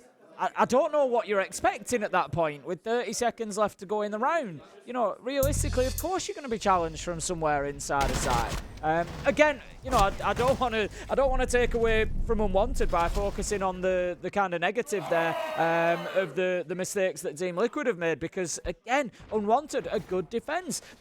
What I liked about it was the way that they judged that top floor fallback. Gaveni was in behind the vending machine, but as soon as the mirror window starts getting challenged that's helping him stay in that position, he drops back through long desk. The player on the mirror window drops away, and they go back towards CEO. And it's just that smart fallback, but never completely giving it up. The challenge is still going to be there. Liquid aren't allowed to just take the ground, but Unwanted aren't throwing bodies away. They aren't just going to give up those kills too easily. And it's really good play again from the NI side. And to be honest with you, Des, it is exactly what I would expect from these players. When I said I've got a question mark for the team, it was how they gel as a team, but they have got so much experience across them. It is, especially with a player like Dream on side, it is no surprise to see such a structured and solid approach to the siege.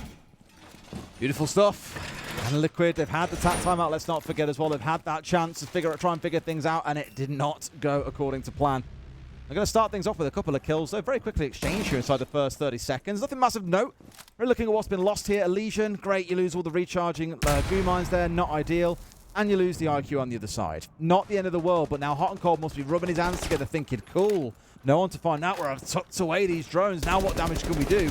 I just have a think that's a bit of a foreshadowing. Tim, in 2 minutes' time, I think we'll be talking about those yokai drones again. Yeah, very possibly. Kavina is going to be taken down on the Legion. Big loss, as always, on that operator, being that the goo mines are time generated, so they're going to lose a good number of them by losing him so soon in the round. He will only have been able to play probably 2 at most out into the map. Again, Liquid doing what they did well last time they attacked basement. They've got control of the map. They've got the air jabs out. They work in the verticals. They're opening the hatches. Again, I said it last time. I'll say it again. They are ticking boxes really, really well. They're making it difficult for Unwanted to play anywhere in that front side, anywhere towards the B-bomb chassis. We can see a beautiful view from over there. Nobody on the left-hand side of your screen. Because of those verticals, they've been forced away. They get that wall open. That means the plant spot's pretty much open. If you get in there behind that bomb chassis, there's not much you can do, but it comes back to exactly what you were talking about, Des. The way that you can deny that is those yokai drones. Or the Smokes and Spirits, which have done so much work so far throughout the series. Again, just so much delay, and I think for Unwanted, it's like, why change away from it when we can see that Liquid are really clearly struggling to move at any pace and punish us for playing this more dug-in approach where we do give up a lot of map control. We aren't looking to roam out and about. So keep your eyes on this as we get towards this last 50 seconds or so, where you're going to see a lot of that utility start to come to the fore. All 3 smokes still in back pocket for Spirits is what makes me start to worry. We've also got 2 C4s to play behind in Spirits. I'm not too sure about this one, buddy. I'd rather you hang on and sight with 3 smokes in back pocket, to be honest with you. Let's not start paying the price now. They've got the yellow ping coming through to see the... Oh, no! Not quite the right sort of spot. They've got the combo coming in, actually, of the yokai plus the smokes, but a plant is now going down. Atom has found one.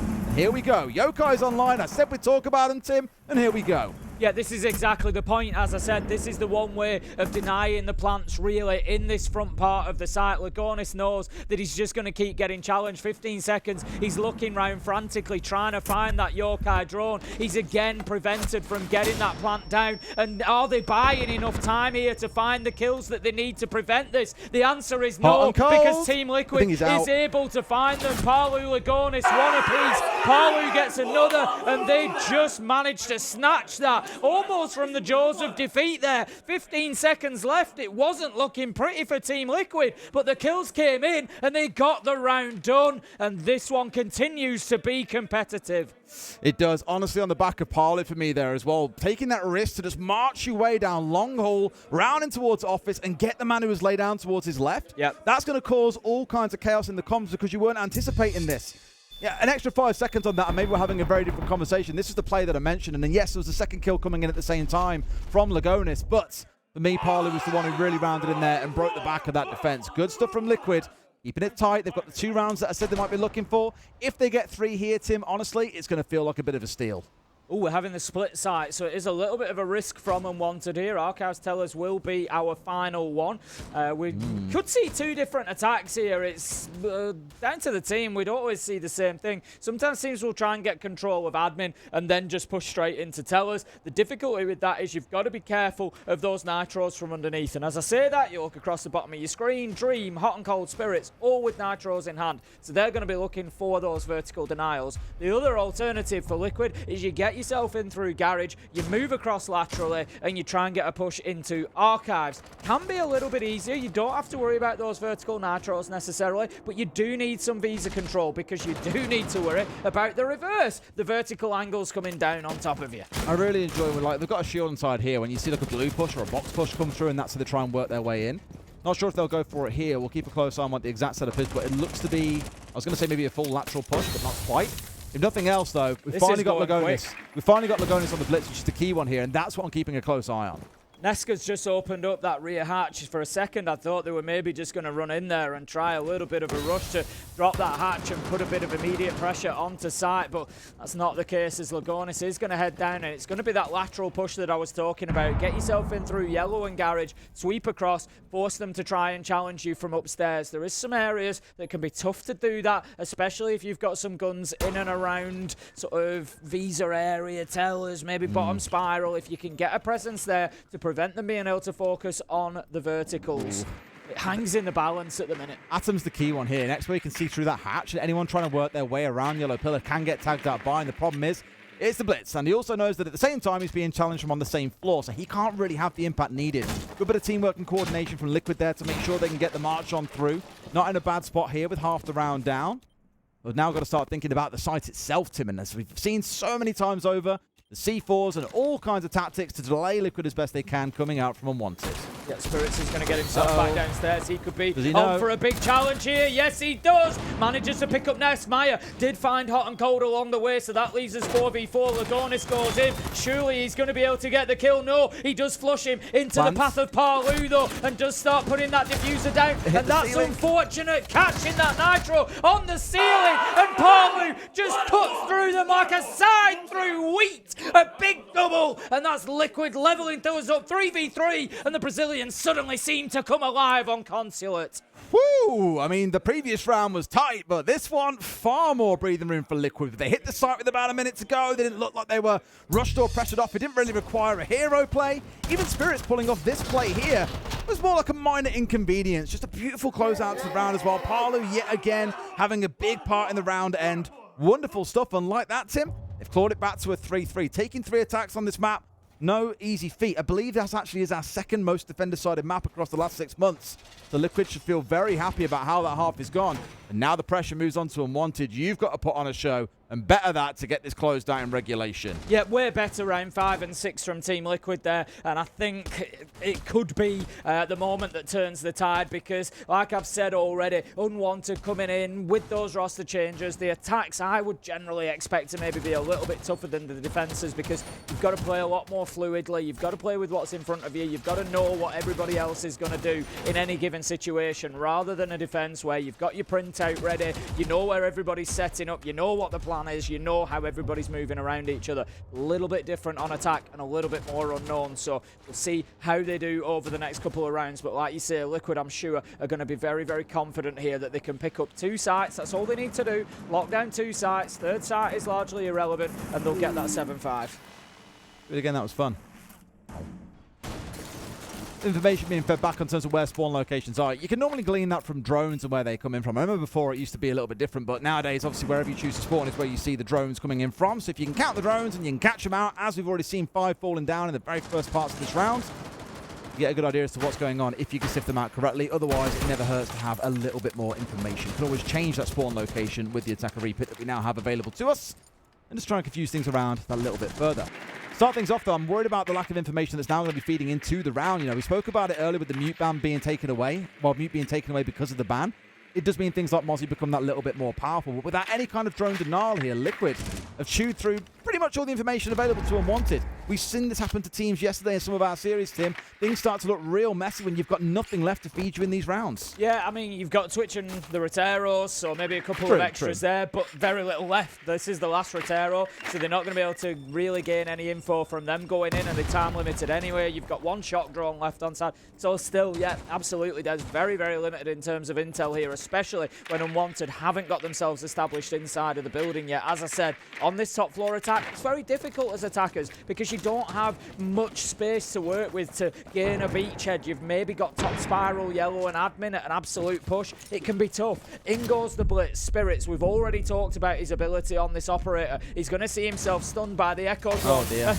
I tell you what, Unwanted are going to be stunned by Nesk as he manages to pick up a double. Hot and Cold and Gavaney go by the wayside. Atom picks up Maya. 4 versus 3, but it's looking good right now. The blitz is trying to push into the Warden. It's not going to work. Those glasses are going to make it so difficult, but Spirits finds Palu with a beauty. They've still got time to work with here as well as the key thing. Let's not forget that. He's taken out one, done the dance with the Warden, pushed him back. He's gained them a lot of ground, and they've now got the scan coming in at the same time from Atom onto resets. It's still winnable here for Unwanted. They've got time to play with. That's a beautiful nade there. We just see Lagonis able to dance around and get out of the way of any potential damage, but it was an absolutely fantastic throw over the top. Spirit kind of seems to be caught in sight here, not really sure exactly what to do yet. They need some support there coming in. It is going to be Dream who walks in with the case. He's going to try and put this down. My question is, can Liquid really do anything to impact on this? Atom manages to pick up Nesk as they try to do so. The kills come in, and they're all in favour of Unwanted. And it looked unlikely, Des. It looked like Team Liquid were in the driving seat, but no. Unwanted managed to grab just enough real estate to get that diffuser down and to get themselves a win. I mean, despite losing so many drones, they knew exactly where every player was in that execute. They'd seen the Warden get pushed back by the blitz. They knew that one was tucked in by that cubby window. They knew that one was going to be tucked in backside as well. As long as they could keep those angles safe, and the blitz definitely helps with that. There's not a lot that you can do about giving control of meeting and letting a plant go down. Really well played, and Atom in the back as well, being the sharpshooter on the Deimos, 2 kills for himself. Really well positioned executing. This is what happens, Tim, when you've got a lot of time to play with. And I'll give a nod to Spirits again. I've shouted him out a lot during the series, mainly for his smoke. But here on the blitz, you see him why it's his most played operator. He did so much in that round. Not straight in the way of kills, landed a great pistol headshot, sure, but it was more about the space that he made for his team. Without him there, I don't think they managed to get control of long desk and then push their way in towards meeting for that execute. Let's go then into round 8. I tell you what, if Unwanted come away with a win here, they are seriously looking like they get this one won in 2, which I think it's fair to say would be a little bit of a surprise for anybody who didn't, question the ability of this Unwanted roster. But given that they're going against the Team Liquid, who looked very good yesterday, in terms of their result, they look very, very solid. They've been playing good Siege again today, but Unwanted have just found another level, honestly. I'm loving watching them at the minute. They're fantastic. Obviously saw Liquid 2-0 Team Joel yesterday as well, so they came into this, at least warmed up. They've played an official yesterday already. For Unwanted, it's been a bit of a wait for them. They had to wait till today to get their first game in. At least already guaranteeing themselves points, and given Team Joel are 0-2 in this group, they haven't taken a single map so far.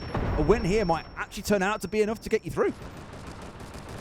Yeah, that's the top and bottom of it. Generally, 1 or 2 wins within these groups is going to get you into the top 4. And that's what these teams are looking for as an absolute minimum. Obviously, the higher you can get up, the bigger the benefit it is going through into those later phases. But that's got to be the focus. So, Team Liquid, I'm sure, going to be looking to get a win here against Unwanted. But at the minute, things are just not going their way. Unwanted still kind of in that droning phase, looking to see exactly what's going on above. The Grimbee's going in is probably going to signal that we'll get some movement out of them. They're just looking to try and force Team Liquid around into those lines of sight. They managed to do it. Spirits is the one on that blitz. We said that he had it available, but he's going to just get a little bit overconfident maybe. Taken down from resets above, but Hot and Cold picks up Nest. 4 versus 3, and it's looking good. Unwanted, keep going. Take down Parlu, and they are charging through this one. Maya manages to find Hot and Cold. Can that stem the floor? More about looking for the plant though, and Atom's now recovered the diffuser. He's got himself another 2K. He is lethal on this Deimos and Unwanted, Tim. They're pulled into the lead. They're up at 5 and 3. Let's not forget, Liquid had to fight tooth and nail to get their 3 rounds back in that first half, where Unwanted have already found 2 of them. Honestly, it feels like Unwanted might have already won this, Des. While getting how many? 1, 2, 3, 4, 6 entries across the whole series. You know as well as crazy. I do, you know, like, we watch an awful lot of Siege, and sometimes you get this feeling, you watch it and you think, I've seen this before, I've seen teams react like this before, and right now Team Liquid are going to have to dig very deep to turn this around, and I just get that feeling that I get sometimes when I watch matches and I think, you know what, they're not coming back on this one. This team is just too hot right now, and they're going to run away with it, and that's the feeling that I'm getting from Unwanted. Let's see if Team Liquid can prove me wrong over the next couple of rounds. We're going to be back up to the top floor. They're, of course, preparing for the potential of the plant inside of the CEO window. We don't actually see that one too often, I think it's fair to say, at a pro level, but it's still something you've got to prepare for. Open that floor up, get your utility ready. They'll likely open the hatch as well so they can drop into Piano if they need to make that kind of challenge. But again, it was a good attack last time from Unwanted. They're using that blitz. We can see Spirits bringing it along again. You picked up on it, Des. You know, he's a fantastic user of that operator, and he's really showing why. Last year, maybe got a little bit overzealous with the challenge onto Spirits vertically last time around. It's always going to be the biggest risk is a vertical fight for a blitz because you can get the angle in behind the shield quite easily. But Spirits, again, another round where he can do some damage. Maybe get him into top yellow, get him into admin, one or the other, and just let him run at people, let him push them out of position. He's been playing it so well too. He's at 20 and 11 across the series so far. Atom not far behind at 18 and 14, having a blinder of a map here as well. He's looking absolutely fantastic. That Deimos really doing work for him. Had a 3K back in round 7 as Capton picking up kills every single round, really making himself a known presence in the server. But my eyes in this round, Tim, truthfully, they turn towards Gaveni. You see a Glaz, you got to talk about it. You've got a Warden that you got Contentment on the other side still, which is one consideration. But it's more the fact that you've got quite a few smokes to play behind. 4 on the team in total. Where are they going to plant him? What's the game plan? Ali's going to take a lot of damage there along with Maya. Dream does take a tickle as well, but I think we'll be happier with the outcome. Team Liquid certainly need to be careful here. Could be on the back foot. They've got 2 players that really don't want to be going into head-to-head gunfights. They're going to want to pick those battles. They're going to want to pick their moments that they can just find that guaranteed kill, because otherwise they probably lose out. We're going to see Ness just having to dodge away from that nade sent up by Atom from underneath. He's been doing some great work on the Deimos as well. Let's not forget Atom in all of this. No, for sure. Like I was saying a second ago, he's like coming up real tight, 18 to 14 overall, looking great. For me, anything else, him being below, he's like the piranha pit, isn't he, for this side of Team Liquid? They can sit there and think, yeah, we're safe here. On soft flooring, you're never safe when there's a Deimos hunting you down. Now they're having to back themselves away as the Grimbees start raining on through too. The pressure just getting a little bit too hot in the kitchen. They've had to evacuate. That's not ideal. No, losing Spirits is a big blow there. Lagonis manages to pick him up, and Liquid now should really be pushing on towards winning this round. Atom is going to get the track out on to the Legion, but Resets manages to find Gaveni, and it's starting to fall apart here for Unwanted. Those Glaz and Blitz are going to be your real focal points of the attack. They're the ones that you're building it around, and they've gone, so what do you do now? And all on Lagonis as well, who went untracked down in the basement. He's now worked his way up Yellow Stairs and is back with the team on the top floor. He's done his job there, Tim. He's disrupted them, he's slowed them down. They've got rid of 2 critical operators in this execute, and there's not really much left, I think, for Unwanted in terms of bite. Like, sure, Atom has been playing well, he's been getting the kills, but I think without the assistance of Spirits on the Blitz, he's going to struggle to have the same impact. Hot and Cold is going to be looking to get that diffuser down. The challenge is there onto the Yokai, but not in time. It does stop the plan going down. Has to move forward here, knowing that the challenges are going to keep on coming. Hot and Cold does manage to get the plan, but it's unlikely. He holds on to the afters here, and he can't. Maya resets, get the 2 kills. Liquid shut it down. It was a little bit of a Hail Mary play in the 2v5 there from Unwanted, and that is going to be end of round 9. Liquid just holding on for a little bit longer. 5-4 to Unwanted. And full credit to Lagonis as well for slipping the net there. Like, when you think about the playmakers on this Liquid team, Lagonis is very rarely the player that you think of. Normally being relegated to playing shields almost exclusively. But there, I think, getting rid of that blitz, we've spoke about Spirits and the impact that he's been having, so critical, and maybe somewhat lamenting they didn't ban that away from him. Blackbeard's a problem. Well, his blitz is certainly looking even more problematic. But with that, I look across the series, to be fair, and just think, there's been a few rounds now where little plays like this have just completely upset things. We spoke about the Scott Boss earlier on. We spoke about the Maverick not being able to get the wall open. Little things like that, they're quite defining moments that have definitely thrown around one way or the other. I feel that was a moment for Liquid. Such a key one to get. Yeah, definitely. It might just be the spark in the powder keg that's going to set off the chain reaction that they needed to get them through this and start getting those rounds won to lock out Consulate. But honestly, I would not discount Unwanted yet, because I think they really do have this one in the tank potentially. We've seen Basement defended a couple of times. It's been a tough sight. The attackers have had a lot of joy there. Liquid are now down in the basement. Can they do any different here? When we saw Liquid on the attack, they did a very good job of going in and ticking boxes. And the boxes you want to tick on this site are getting top floor control, getting mid floor control. You want to be able to prevent any flanks and start doing a little bit of vertical work. I see that's a little bit limited potentially for Unwanted. This could be a backside push. They do have the hard breach of Dreams, so he could go to the front side, but otherwise they're kind of struggling to get anything done vertically. They're kind of struggling to hold down the flanks. It's going to be a big ask, so for me, maybe you look at that backside, get yourself in through archives and try and make a nuisance from there. Probably more of a concern here about resets on the Maestro. They knew that it was on side. Normally you see a Maestro, the expected response is you see a Brava coming on the other side. Because he's got those cameras that you can seal away, 3 of them now, as well as worth stating, they can be so impactful just having them inside of sight because of where they often get placed by Maestros. But they've largely ignored it and said, no, we've got our game plan and we're sticking to it. Lion and KB, the combo of old alongside this blitz with the Deimos to give even more information.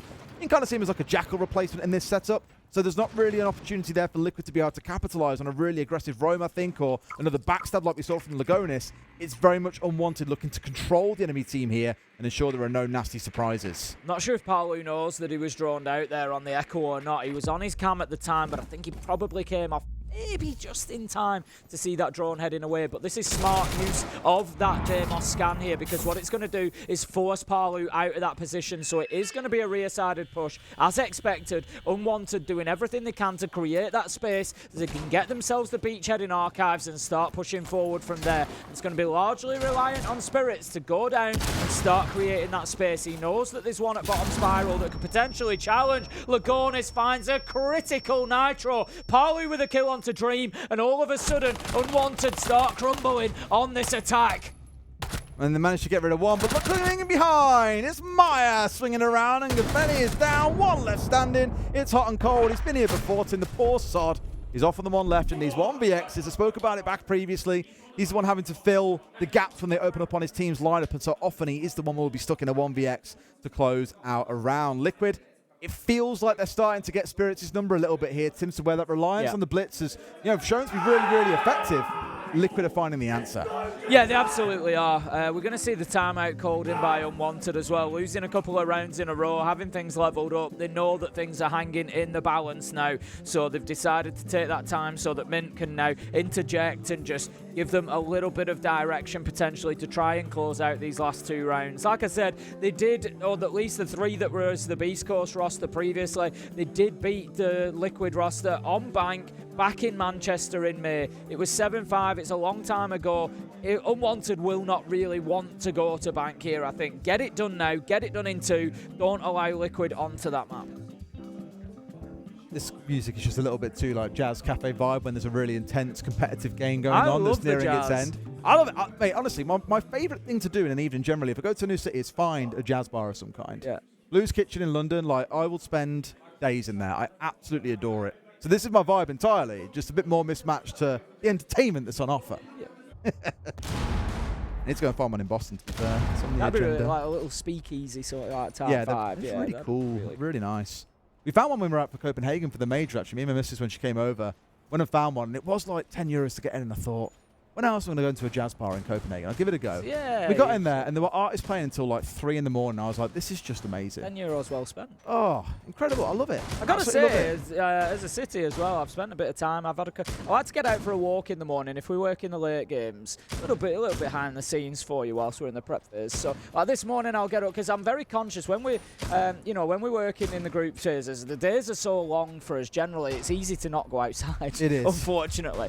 So I always try to stick to our game of roots. Exactly, with a little bit of jet lag. I kind of wake up early, so I think I was up at about 7 this morning.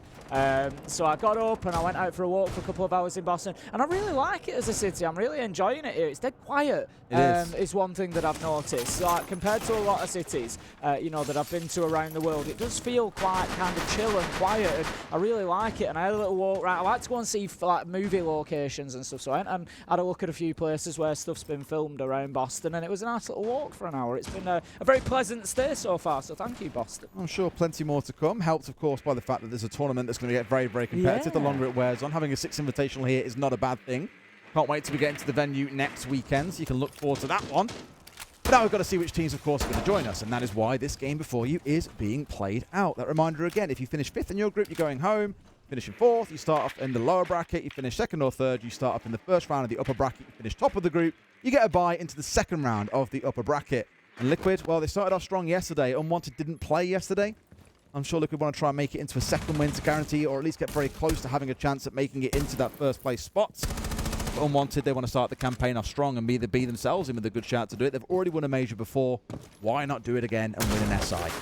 Absolutely. I was wondering whether we were going to see a little bit of a top floor clearance coming across there. Dream, of course, working up Visa stairs, takes out the meeting door barricade, but doesn't really push any further forward. And that's where we're going to see a lot of manpower from Team Liquid. 4 of them are up there. You've only got Lagonis playing currently below. He's around yellow stairs, so he can kind of float between 1st floor and basement. He's got that nitro in hand, so could potentially look, to cause a little bit of a nuisance. But right now, sending in the Candelas, maybe looking at going quite direct towards site here, but it's going to be a tough one if you don't have that top floor control. Spirits again dealt with, man. This keeps on happening. Big problem. It's a real issue for them as well. Like, here he's by himself as well, no support, and we've seen teams play off the back of a blitz with the gunner in behind it. There's no one here doing that. Spirits is literally solo, and they have paid the price. Down goes Dream on his vault-in, and it is not looking good for Unwanted, Tim. I say that. They managed to pick up a couple and get back to 3 versus 3, but Dream is down, so it's effectively 3 versus 1. It's all up to Hot and Cold here, realistically. He's fighting on the vertical. That's an absolute beauty. He has slid Parlu there up through those metal beams, manages to find one, and it's never an easy pick to find. Wondering if he has an opportunity to pick up Dream. He is going to go and give it a go. There's always the risk, of course, of the verticality from CEO up above, but that is a nasty smoke. Dream somehow gets away from it.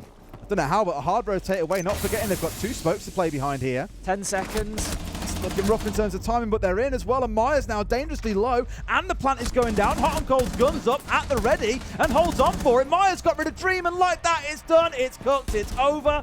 Liquid will hold on, and Tim, they pulled themselves back in the lead. 3 rounds in a row gives them the opportunity to close out the map, and Liquid really feel in those last 3 rounds like they've really woken up, Des. Couple of little mistakes that were being punished seems to have disappeared now. The gunfights are heading in their direction. They've dealt with the blitz absolutely fantastically. Lagonis getting the kill that time, and I wonder what's happened there. Have they droned out Lagonis and sent Spirits to kill him, and he's lost the fight? Or were they unaware of the Capcan's location playing down in basement? It's one of the 2 things, but either way, it's a little bit of a misstep from Unwanted. They have to get more value out of that blitz if they're going to keep bringing it.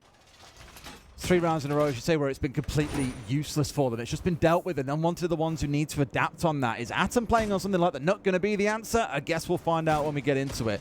But now for Liquid, I'm looking at, Maya being on the Janker is certainly a little bit of a new one. Not an operator I'd ever expect to see him on, but that's what we're getting. That plus the smoke plus the Legion, lots of stall opportunities here. And of course, A lot of capability to waste time for Unwanted here, to see them lose this map out 7-5 and career us into bank to see which team walks away with the lion's share of the points. Into what could be our final round of Consulate then. Liquid will be on the defense and trying to hold on to the top floor once again. They've been in the driving seat for the last couple of rounds. That much is absolutely for certain. If we look at the last time that they defended CEO, they were able to hold on to it. And they're going to be trying to do so again. Where is the push going to come from? As I've said, that's always the difficulty for the attackers. Where do you take your ground? Where do you try to brute force your way into the site from? Spirits is currently hovering around the skylight just above spiral stairs, so we could potentially see him moving towards bathroom or yellow stairs. We're going to have the wall opened up there. That might be the access point for the shield, but we will keep our eye on that as we move over the next couple of sort of 30 seconds to a minute. You've seen them put a lot of focus around here before, and to give Carlton Colton credit as well, one thing he has done very, very well is chew through these Roteros in quick fashion. Both times that I've seen him on this site playing this operator, teams often get hung up when they'll spend 2 minutes making use of all that utility, and it's a little bit slow and laboured. Whereas here inside, what, a minute and 15? He'll have worked his way through the lot. So good stuff, moving at a pretty good pace, where Liquid's a team that I look at again and say they're the ones that I've seen get a little bit stuck on the clock in several occasions. Rotero just looking to clear out that hiding position behind the long desk. That's no longer going to be available. Dream peeking around that corner, just expecting with the Grim Bees that maybe a push would be coming along with it, but that wasn't the case. We're going to hear those fire canisters coming out from the Shumiker launcher of Tachanka there, just again trying to prevent that movement, just trying to lock down this alleyway so that they can't move through from the admin side. But how about this, Des? This is going to be a rush into sight from the Blitz. Surely Spirits just waiting for that door to be opened up. He's going to push in directly through the closet here. Will Liquid be able to deal with him? They've got to worry about the utility. As said that there's a smoke on the other side. Tachanka can rotate over here, but he's not moved his way across a little bit. There's a smoke, and that's it. He's in, but he's gone the wrong way.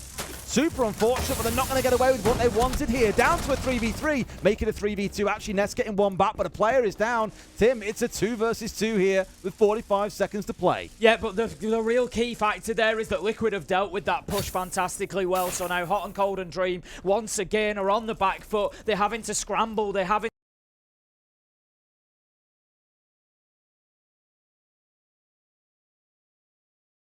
taken out, leaves Nesk and Lagonis now able to just sit and hold those angles. There come the Capcan traps. The EDDs do the job. Lagonis gets the kill onto Hot and Cold. 2v1, and surely at this point Team Liquid will walk out, but surely is not always the case. Dream, he manages to find Nesk. He needs one more 4 seconds. Lagonis is just running away. He knows that he can just burn the clock down, and that is going to be Liquid taking map 2. We're going all the way to 3.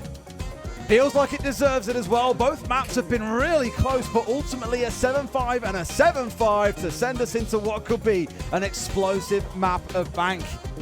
Close one on a couple of occasions, I think, across both maps, with both teams showing they've got the nous here to compete for the lion's share of the points. Good news is, Tim, both teams walk away with something here, at least, on the fact it's going to map 3, but it also means someone has to lose out. Even if they do win, but they're not grabbing all 4 of those points. This has been a brilliant game so far. I'm absolutely loving it. Both teams having real spells of being in control and really, really aggressive, and great play from both. Liquid just able to grab the reins towards the end of Consulate there, but cannot wait for Bank between these two. Well, neither can I, Tim, and I feel like it'll go a little bit faster if we go out to a break, so we can speed this up. Back with you guys in just a few minutes.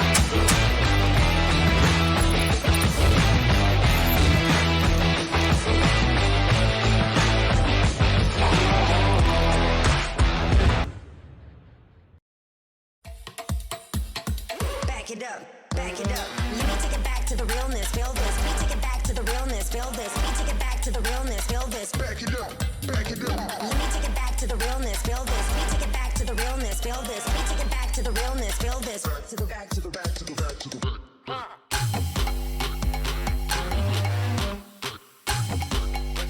Take it back, take it back.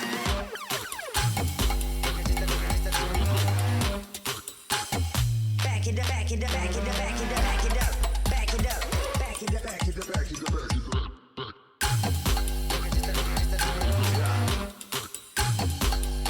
take it back, take it back.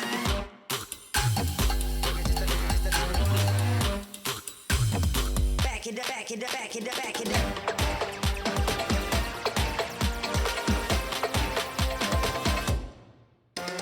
Let me take it back to the realness, feel this. Let me take it back to the realness, feel this. Let me take it back to the realness, feel this. Back it up, back it up. Let me take it back to the realness, feel this. Let me take it back to the realness, feel this. Let me take it back to the realness, feel this. Back to the back to the back to the back to the back. It's about time. One more song. You choose. I've got just the one.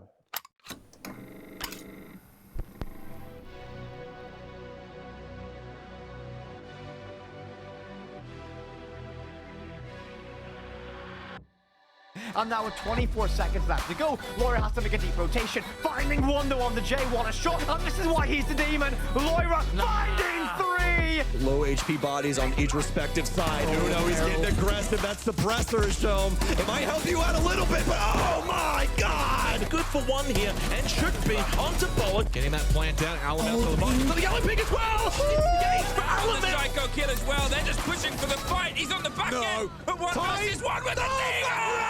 Excellent patience here from CAG. Shuri holding it down, taking some damage. Blaz sticking the plant, not falling off. He commits, and Shuri gets the down. Go to, so why not? Oh! And if the overextension comes in from Lender, he might get a chance. Can he hit his shots? Yes! Lands the first, hits the second. Do not die. Don't give him the 1v1. Oh, what have you done? You've died. C4 goes in. Do at this point. Can converge on his position. He's got to be ready for this. The ace has got a whip. He somehow does. Can finish this. Surely land the C4. Shut down now by Newers. Wary about these frost mats that could be sitting under the windows as well as this angle below gym wall. Newers now the last man standing. He's good for 4 as well as the ace. Two people have to come here and nothing to respond from Fatal. But can they get the case back down? Gomez taking a fight. He can hide. The case going back down though. He can run back up on it. Skimsy isn't alive any longer.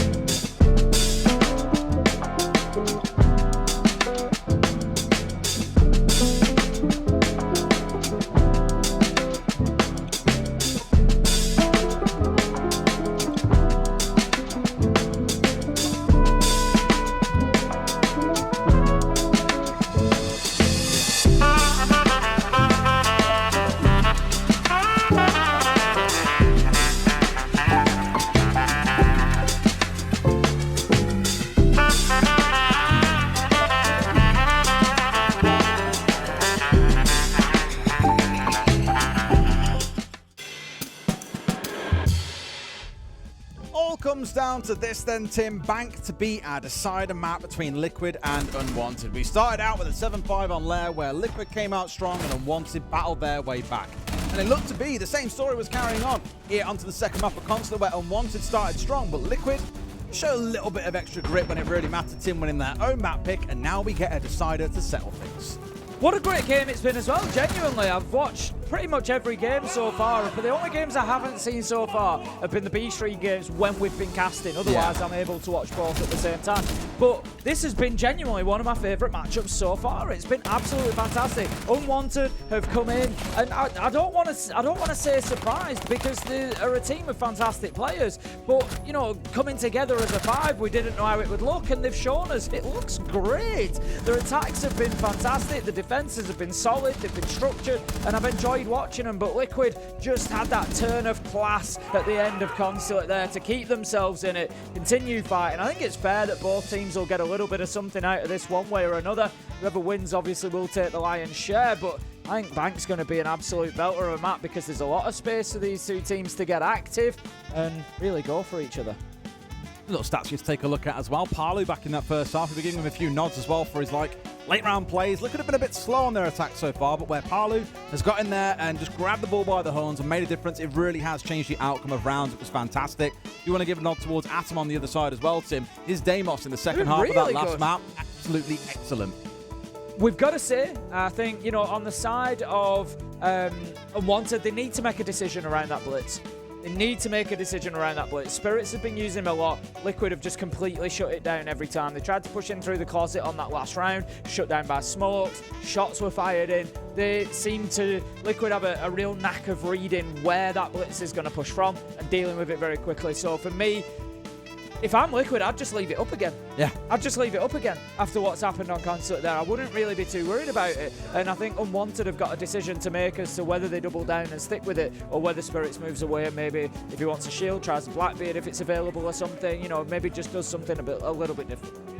Found the answer and found the solution, haven't they, right? And that's my main concern. I mean, despite that, Spirits is still topping at the leaderboard for his team. Oh, he's playing great. 107 EPS, currently 20 to 15. It's not looking bad for him at all. Definitely took a bit of a battering on that last map. I think his entries just really fell off the cliff at that point.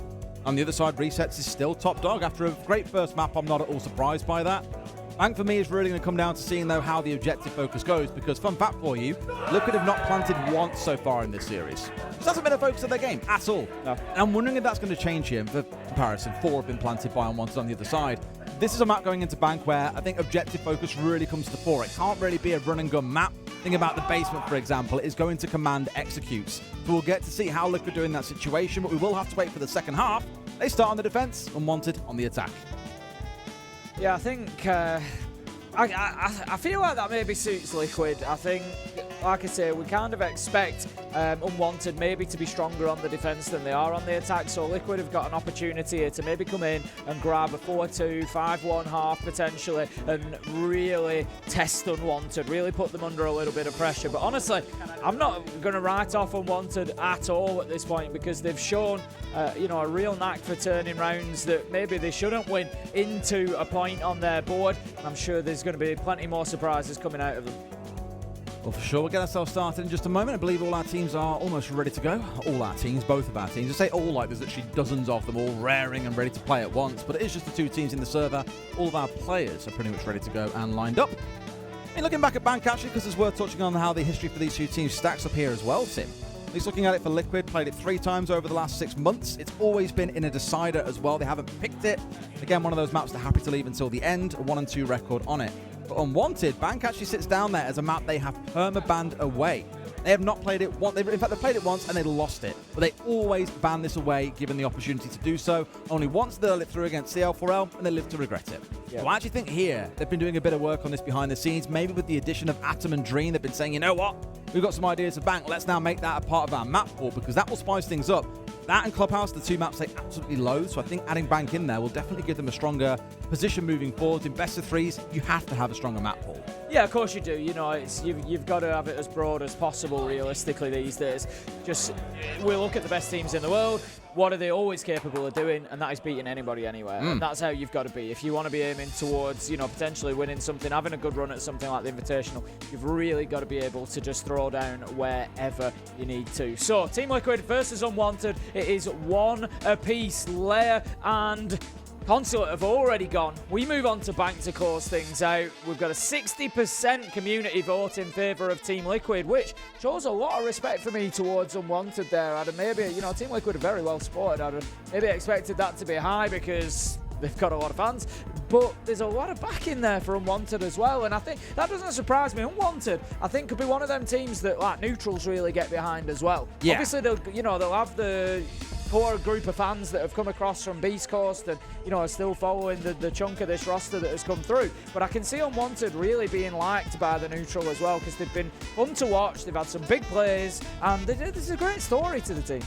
Yeah, again, reminder that the bans would have flipped here, so Liquid's bans would have been the Buck and the Vigil, and the bans coming out from Unwanted would be the Echo as well as the Monty. No big surprise there. We spoke about the Monty already. The Buck, a really interesting one, to be fair, when you look at it and how it would have shaped up. Both teams have got Buck players. It's probably the consideration. It's Gaveni on the one side, and then over on Liquid, of course, normally you'd say Palu, but it's actually Maya who's been the main go-to Buck player for them. I think more largely this map has got a lot of soft flooring and a lot of comfort picks for either side is going to lean in towards playing on that Buck. It taking it away, again, just throws the cat amongst the pigeons, makes things a little bit fun. Okay, we're going to head down to the basement then. Lagonis is going to bring on the Kaid. That's going to be to protect those 2 hatches particularly. But Atom on the Twitch may just be able to deal with that. They're going to need him to because there's not really much alternative. They may well have, I would expect, some impact EMPs on side, but the Maverick, there we go. That's the switch. I was going to say, otherwise, you're kind of reliant on getting those Twitch drones in to take the electroclaws down. You don't always know where the placement is. The impact EMPs need to be very, very specific. So I think the Maverick probably a better option there to deal with those hatches. Interestingly, Liquid, I was going to say, Liquid's still a little bit behind here. Maya has got that hatch, but I think they're going to be opening the other one maybe. Nesk is there now to get the site hatch done, but the open area one, I think maybe open that up. There's a lot of noise coming from the other stream right now. In case you haven't tuned into it, I think BDS and Dark Zero are currently playing out overtime over on Chalet. It's getting pretty spicy all the way to round 15. We haven't yet seen that, Tim, but we have seen every round of regulation possible so far in this series. Bank could be one of those maps that just seems to run all the way down to the wire, and it could come down to some real classics in overtime to determine who walks away with the lion's share of the points. Okay, then we've got Gaveni already in on that top floor. Unwanted looking to go top down. No surprise, given that we've got the Tubarao and the Azami of Nesk inside of open area. Azami going to make it very difficult potentially to approach that position. We're just going to have a little bit of attention out towards servers as well, just to prevent any push in through dirt. Maya has dropped away now, was in open area, so I think that's going to give control of the upper floors. I'm pretty sure that Nesk had already dropped down as well.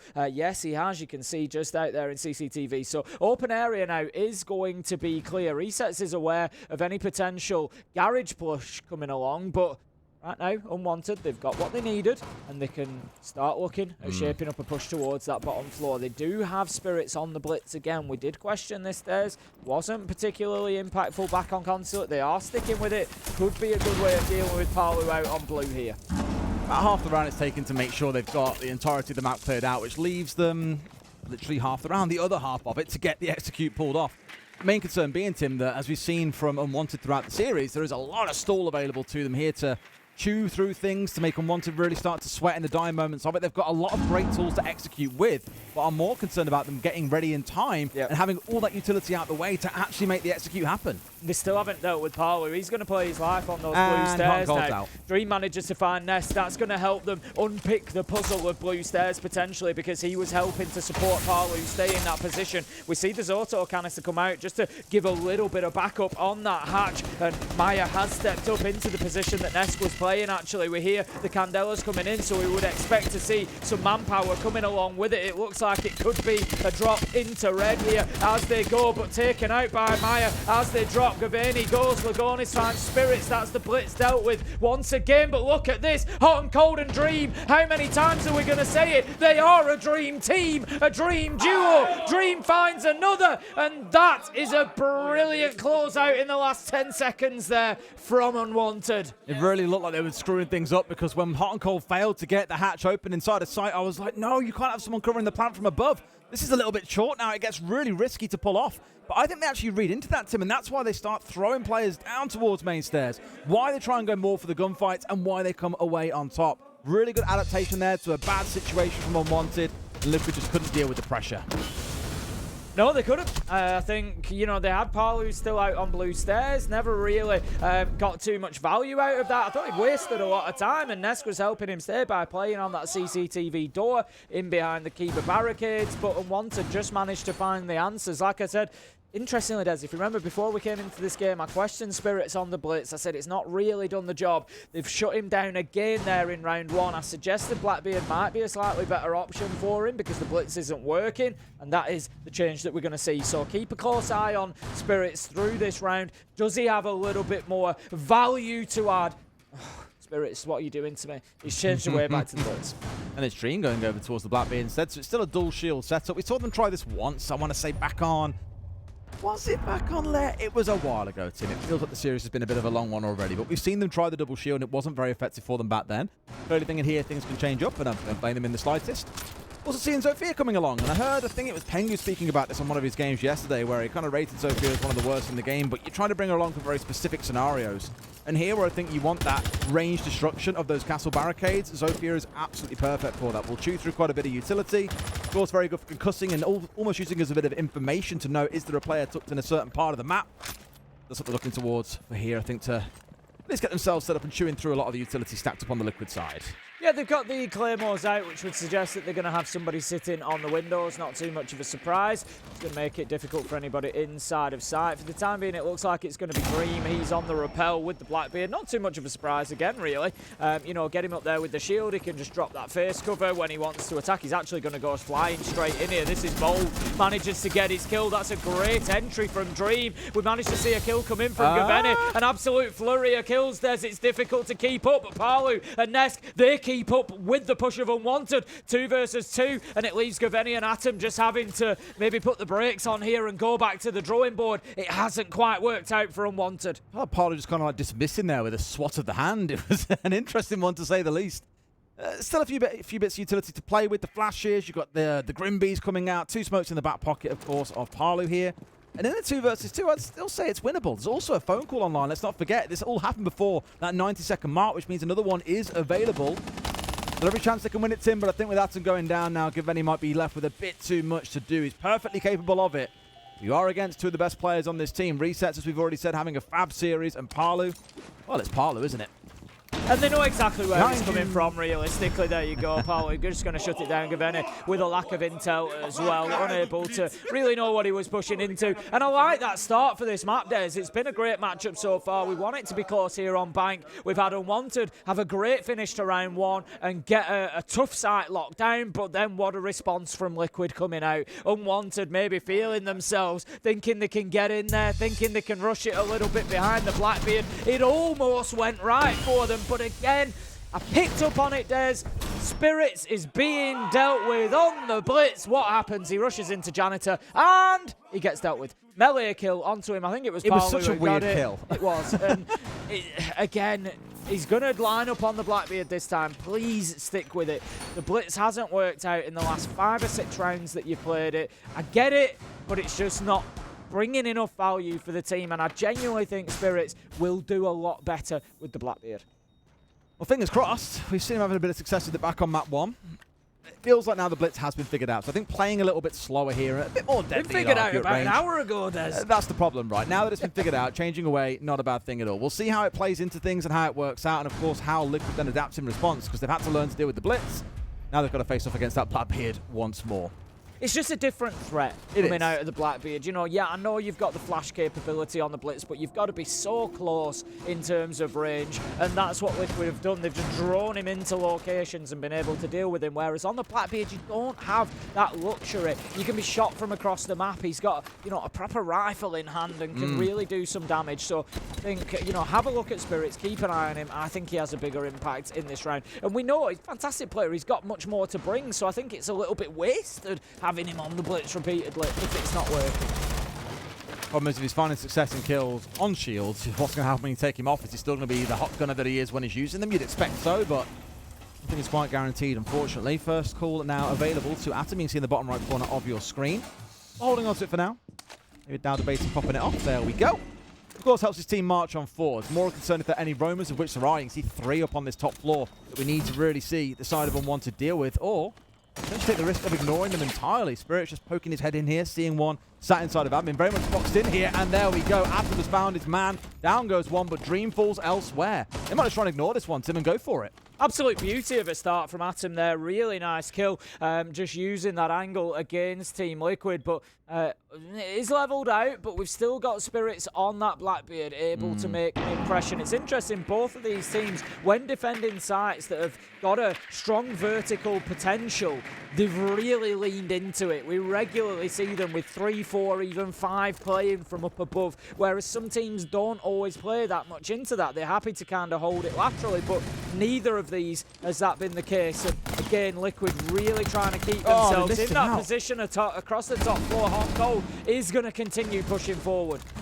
So frustrating. If they got rid of Paolo there, it could have been a real big opener for them, but instead they've lost everything around the map. Atom doing what he can here with the secondary, but I'm just concerned that there are 3 players left. Yes, there's 60 seconds, but I don't see him pulling off a miraculous 1v3 here, Tim. No, it's going to be tough. You know, he's got the SMG in hand as well, rather than the primary. Cut down by Meyer as he goes into small office, and that's going to be Team Liquid closing out their 3rd defensive round, which leaves them now 2-1 overall. Open area lockdown. And honestly, I think Liquid have probably got a defensive win in basement in them, and I think that's so as what, well. Yeah, I think that's what they'll expect. So right now, I suggested potentially a 4-2, 5-1 half maybe for Liquid, and I think they're still on course for that. It took a bit of a flurry back in round 1, remember, where they failed to get the hatch opened up as well, which is my main concern. I was just like, oh, it's surely not like this. But they managed to get away with it. Dream netted the 3K that he did. That's not going to happen every single round. No offense, of course, Dream. So I do think I'm with you. Liquid can get this one closed out, I think. Just tighten up a little bit. Note what happened last time round in terms of the craziness that ensued as things started to settle down towards the end of the round, and they'll be absolutely fine. Let's see then, it's going to be one of the big differences. Spirits coming along again with the Blackbeard rather than the Blitz, which didn't pan out last time. We've got Atom on side with the Thatcher this time. I'm not really sure that they struggled too much. They've got the Maverick.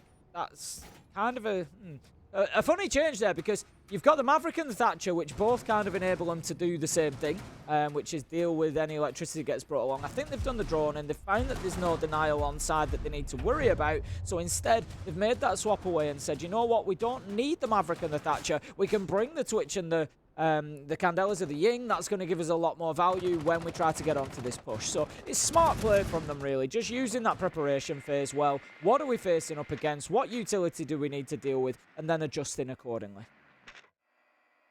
We have a sniffing on the drone up here. He spots one out. I think he must have known about the one below and 2 based on sound alone, so they know that at least there's a couple dug in below that they're going to have to worry about a little bit later on. That's where we saw Dream get the big drop in last time round and netted a 3K from Elevator, so no doubt more of the contest around that part of the map is on the agenda for Liquid. We also have to be concerned about this top floor at the same time. Is anyone still lurking up here? Same for the first floor. They're playing around the open area hatches. The answer right now is no. In fact, the only one that I just saw hovering up towards that first floor was the one out towards blue. No doubt Lagonis here with a shotgun in hand. In fact, it's Palu. They're not chucking the Warden in here, which is normally the way to go. Sort of surprised that they aren't, given there is a Ying on the other side, and they've seen this Ying now 3 times across the 4 rounds that we've played, so they must anticipate it. Could be a mistake that bites them. Yeah, I'd expect to see Palu having a very difficult time of this in the next minute or so, and I'd like Unwanted to get in there and clear him out quickly. Don't let those seconds burn down. Don't leave it to the final sort of 30 seconds to be making a move again. So Ron will go in. We'll see the smoke. And now it's all a dance. It's all a game for Palu as to how long he leaves it until he starts burning through that utility. He's got the Vulcan canister ahead of him. He's got smokes in pocket. He just needs to try and leave this as long as possible. Now at least they're burning through. It's all about that time, let's not forget too. The more they can run it down, the more it's only going to help them when it comes round to the end of the round and the execute itself. It's not in a bad spot to watch if he does try to skate down the bottom. They've got flashes ready. They know that it's a smoke there, and they know they can punish him with this, Tim. But how long can he hold on for? It's been a good 30 seconds so far of all this utility being dumped on through. They've got everything. They're throwing the kitchen sink at him, but for now, he's still unmoved. Yeah, Paulu's doing a great job. He's actually stopped himself being flashed. He manages to get the kill. He goes for the second smoke, but can't find it. Hot and Cold is taken down, but 4v4 now. The Blackbeard at the bottom of the stairs can start this push forward, can maybe grab a bit of ground inside a site, just busts open the wall, and that will create that plant spot for them. We saw teams using the Blackbeard for that purpose yesterday as well, but more the wall off towards the left that faces in towards the server stack just gives you a lovely long angle that you can sit down and hold, and it's really difficult for the defenders to do an awful lot about it when that shield's up and you drop it at the time you feel it's most appropriate. So not a bad spot for Unwanted, but Tim, I'm more concerned about time. Atom here is rotating with 20 seconds left on the clock. I'm not sure he gets away with this. Maybe he gets rid of resets and makes it a little bit easier for them, but they sorely need that kill. Yeah, I think they've maybe just run out of ideas a little bit. They're going to get cut down here. Dream just, whilst he's waiting for other things to happen at him, does nothing. Maya finds the last. Really well held by Team Liquid. I felt that they had a basement win in them. Unwanted, a little bit unlucky. I felt like they dealt with Palu pretty well there. They got him cleared out. Yes, they lost the body doing it. But when you're up against a smoke with a shotgun on blue stairs, you know what? Sometimes you're going to lose somebody. It wasn't a terrible trade to take. It also left Team Liquid without much denial. With the smoke canisters gone, they were completely reliant on at most 2 Vulcan canisters. One of them we saw popped, but they kind of just stalled out at that point because they didn't have any pressure to be able to drop and deal with red because of resets in garage. They hadn't sent anybody. It was too late for the rotate. I feel like had Atom gone to garage sooner and maybe got that kill onto resets, they could pressure red then, and that would have allowed them into the plant spot. And so Unwanted just didn't really pick apart the problems that were in front of them. Right idea, but spent a bit too much time around blue, I think, trying to worry about the smoke. And of course, you've got to clear him out, but it was the amount of time spent. This is very reminiscent of back at the start of map 1, though, Tim. It was Liquid up 3-1, if you recall, back on Lair, and Unwanted called an attack timeout. Things did then start to turn. In fact, they went on to win the best part of what? Of the next few rounds, I think it was 6 of the 8 they went their way, and they won the map out 7-5. So hopefully we see similar fortunes being offered. I'm a little bit concerned, though, with how the nature of these rounds has gone so far, is that, again, outside of a flurry in round 1, it doesn't really feel like Unwanted have been close, despite taking 3 of the 4 entry kills so far. No, you did. I mean, you did question Bank as a map, you know, for them. Not necessarily a choice. It's been left in the pool and has come out as the decider, but at the minute, it really does look like Liquid are starting to run away with it. Like I said, coming into it, I do always kind of in my mind think of Bank as a classic Brazilian map, really. It's a map that Brazilian teams have always generally been pretty proficient on, and Team Liquid are starting to show that now. So heading into round 5, 3-1, they've got themselves a good advantage on the defense. A 4-2 half is, for me, a minimum for Liquid, and a 5-1 would be a fantastic start. They only need to find the off-site wins then, really, to get this one knocked out and take the lion's share of the points. I'm kind of surprised because for Unwanted, they love playing labs, and that was the map that they banned away after they'd gone through the 2 picks, right? And it was Liquid then banned away Border, and so we ended up on Bank. And I just kind of feel, given labs isn't like a massively popular map for Liquid, it probably would have been the better place to go to. But clearly something said, nope, that permaban that we've had for so long, let's wheel it out now, boys, on our first game and see what we can do there. So I don't know if it's going to come back to bite them a little bit. Clearly there's a reason they chose to come here, but they have looked a little bit outclassed so far by Liquid. You can just see the work being done here to open up the spot at the top of elevators. That's going to be successful. Beautiful stuff. So they've opened up the soft wall a little bit above. That's allowed the Capitao of Hot and Cold to fire in an asphyxiation bolt. Means that Lagonis can't sit in there. And Bandit Trick, just really, you know, it's simple stuff, but it's the stuff you need to do, and it's being done well by Unwanted. You know, they are making sure that the default stuff is in their control, and they are getting that job done. Nicely applied little Selma charge to the outside of the wall. Doesn't matter that it's been taken out. They're not really looking at that as a point of entry. What they're looking at is an angle. They're looking at it as a line of sight. Again, a little bit of phantom pressure. They may put somebody on the window that can watch that angle. They may not, but it just means that Liquid again need to be aware of it. Hot and Cold, diffuser in hand, is heading his way up the lobby stairs. Here's their entry almost. A little bit concerned about that, and you're also the Capitao. All that utility that you have stuffed in back pocket is not the thing you want to be losing too early on. Fire comes up, they now start their move on forwards. One off towards his left is the right idea. Steps out for a second, but immediately back into cover, and has one to his right too. But Liquid showing the right respect here and backing away when they can feel that pressure building. They are, but I feel like they've backed themselves against the wall now. And the problem is, can they win the gunfights? Can they push back? Gaveni manages to get Nesk, and Maya is onto Spirits. That's the Blackbeard gone. And we see now Lagonis down, taken out. There's the use. Atom on that. Deimos again has been fantastic so far. 4v2, and like I said, Liquid had backed themselves up as far as they could go, and they haven't been able to get a foot against the wall and push back here. Unwanted finding kill after kill. They've got plenty of time. 40 seconds left to go. They don't need to rush this. Palu currently being tracked. This is going to be a tough finish for Liquid from here. Right idea as well. I mean, they know where he is. They've had the ping coming on through, yet he's still stood here trying to challenge Hot and Cold on lobby. I'm surprised he hasn't been finished off yet, but Maya's down. Palu's the last one left alive. They know exactly where he is, and he is dead to rights. Hot and Cold showing a lot of patience on the lobby stairs, collecting the last two. And Unwanted are back on the board. Yeah, I like that attack from Unwanted. Again, it was multifaceted. You had Elevator's wall opened up. You had Site wall opened up so that they could pressure from windows. It just was this ever-closing circle for Team Liquid of safe areas that they could play in. And then once they had them there fighting back-to-back, they were able to just go in and cut them down, essentially, because majority of angles were then in the possession of Unwanted. And it was just a case of closing the net, and they did that fantastically well. So that, for me, is a minimum for Unwanted. They've got those 2 rounds. It forces Liquid to have to win on the attack when they get past this round.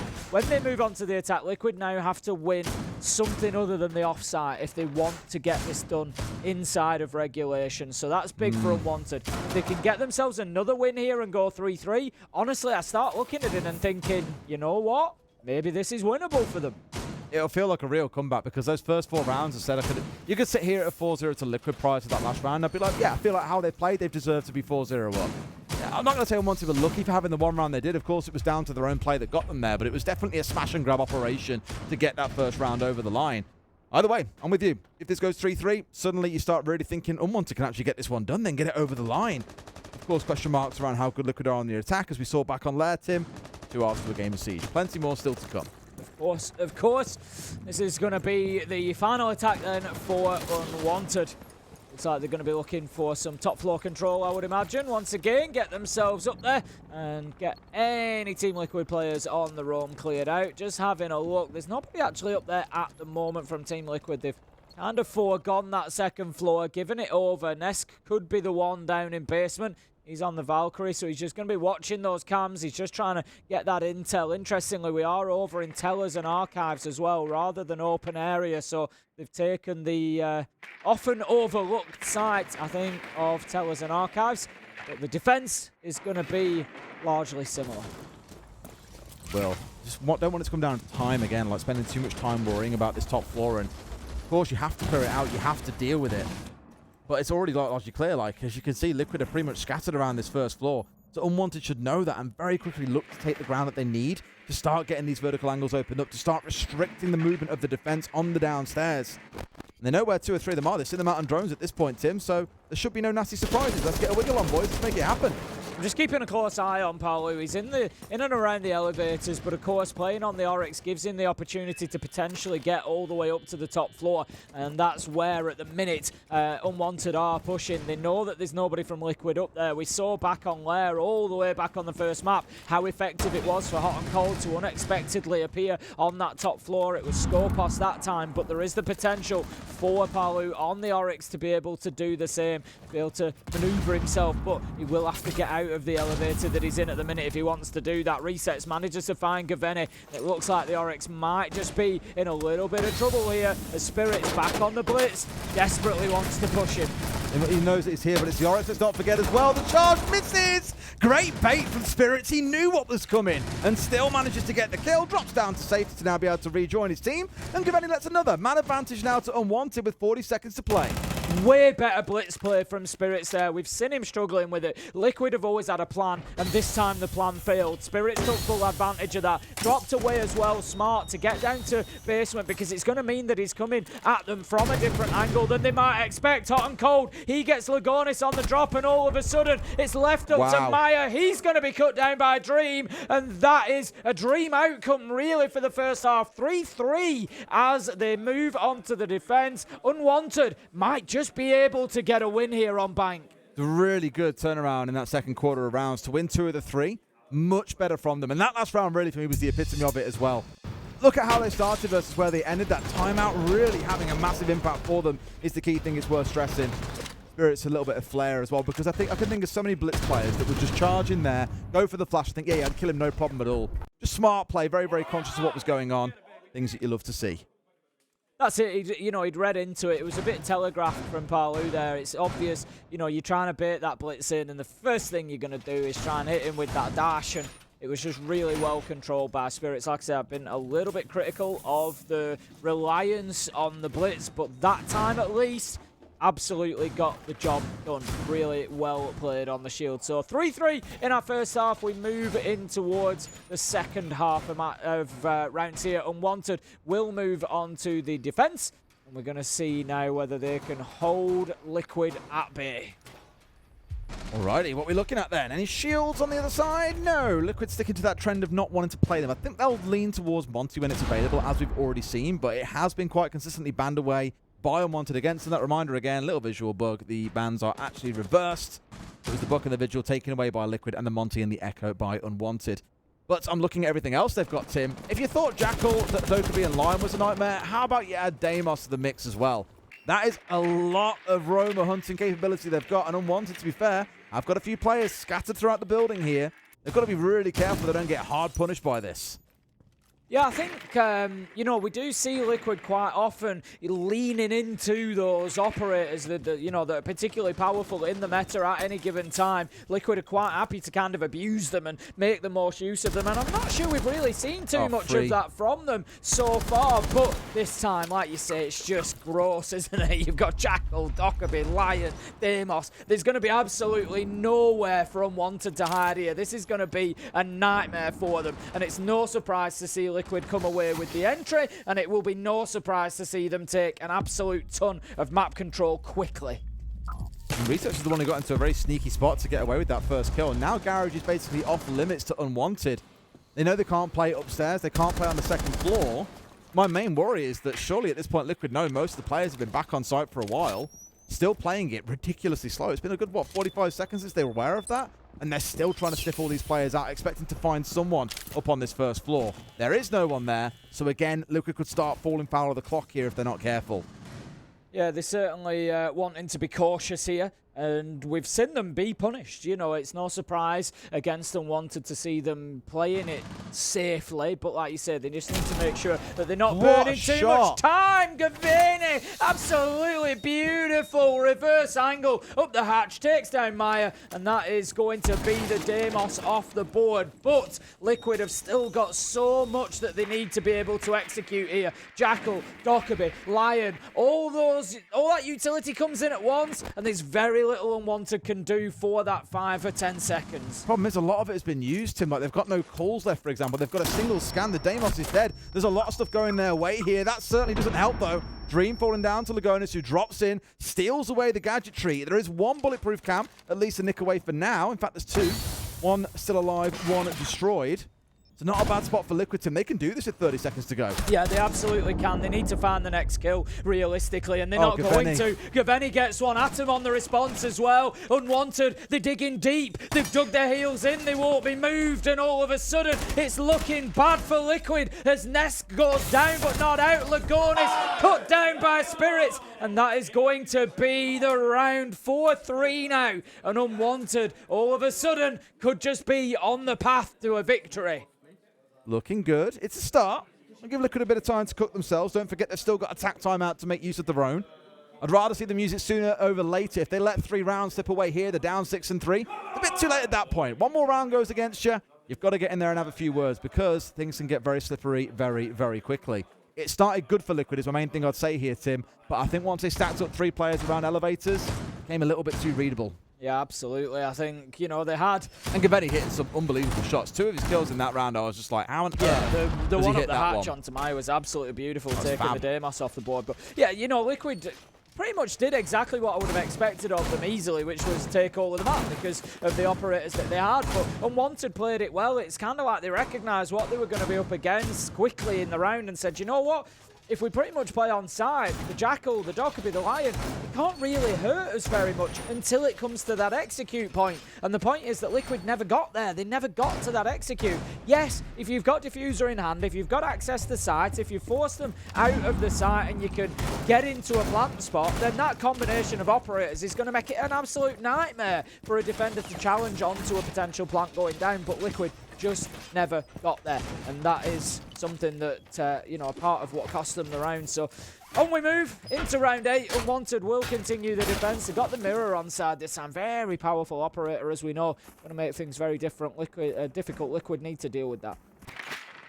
What about Chintra? A lot of the utility stacked up, and no big surprise. I'll come back to what I spoke about on the previous map. I am concerned when we see Liquid taking things that slow them down. The Flores being one of them. Ivana's got to go and shoot through a bunch of these castle barricades, for example, the mirror windows, the Zami Kiba barriers. There is a lot to work on through. Of course, having resets here on the card is going to help on one side, the Zofia on the other. They've got the tools to work through it at pace. I just want to make sure that pace actually happens. If nothing else, your eyes are going to be on Lagonis. I mentioned earlier about just how hot he is as a Monty player. Well, you think he plays a lot of Monty, he plays even more Blitz. Him and Spirits both go-to Blitz mains. So I want to see what he can do in this round with it. Gonna have the Kali on side as well, opening those up. That's going to help deal with the mirror. And so that's likely going to be the plan there. Get on the windows and deal with any utility facing them. Couple up to the roof as well. Keeping a close eye on Lagonis and exactly where he's going to be pushing from. For the time being, it looks like he's just on the drones, just going to be sending them in. But I think the idea is potentially to push him in towards Janitor. We'll see if that's what transpires. Yeah, that could be a real sticking point in towards stock as well. I think for the most part, Liquid don't seem to want too much map control just yet. As you said, it's more about the utility clearance, and that is what they're doing at range, as you can see here. Look, making sure this room is cleared out. Indeed, can confirm, boys, it is empty. They are out of there. Unwanted fell back a long time ago. And now I'll ask the same question as last round when we had the second and third floors clear. It took them a long time to really get moving towards things like elevators. And I'd like to think now that they know this, they can start taking control of some ground. This is good. Lagonis is in with 60 seconds still to go, and he wants to get control here inside Janitor. Won't get away with it. Donked on the head. Goes down to Dream. It's like an exact reverse of what we saw between Parlo and Spirits earlier. A little bit of a mistake, you've got to say, from Lagonis there. He closed the ground too much, and he allowed the potential for that melee strike even after the flash. Dream doing fantastically well. Make it 3 in the round. Cuts down Parlo and Nesk as well. And Unwanted right now, they smell blood in the water, Des. They know that this one is there for the taking, and this is going to be another round going in their direction. Atom is the man with the final kill. It's 5-3, and Unwanted are on the road. And then Liquid are on the ropes, Tim. They're not looking like they can fight back into it. As I mentioned, this needs to be attack timeout in my view, and given the coaches up and that headset is down, that is exactly what we are getting, because they have not looked coherent at all on this attacking side. Something has to change or they are dropping points. Yeah, Hugzord's really got his work cut out for him here. They're going to have to try and turn this one around. Of course, we're still in a group phase. It is not, you know, the end of the tournament or the end of the world for Team Liquid here. They will come away with a point at least, which will, you know, tied on with the victory they had yesterday. They're going to be pretty much guaranteed of going through. But still, it's like I always say, Des, winning is a habit. Winning is a mentality, and you need to be fighting. You need to be getting a result in every single game in a tournament like this as best you can, so that you're keeping that mentality intact, so that you're not letting that negativity potentially creep in of knowing that you are beatable. And right now, Team Liquid do look beatable here. Unwanted just have the answers. They've been structured, they've been solid, they've played good siege.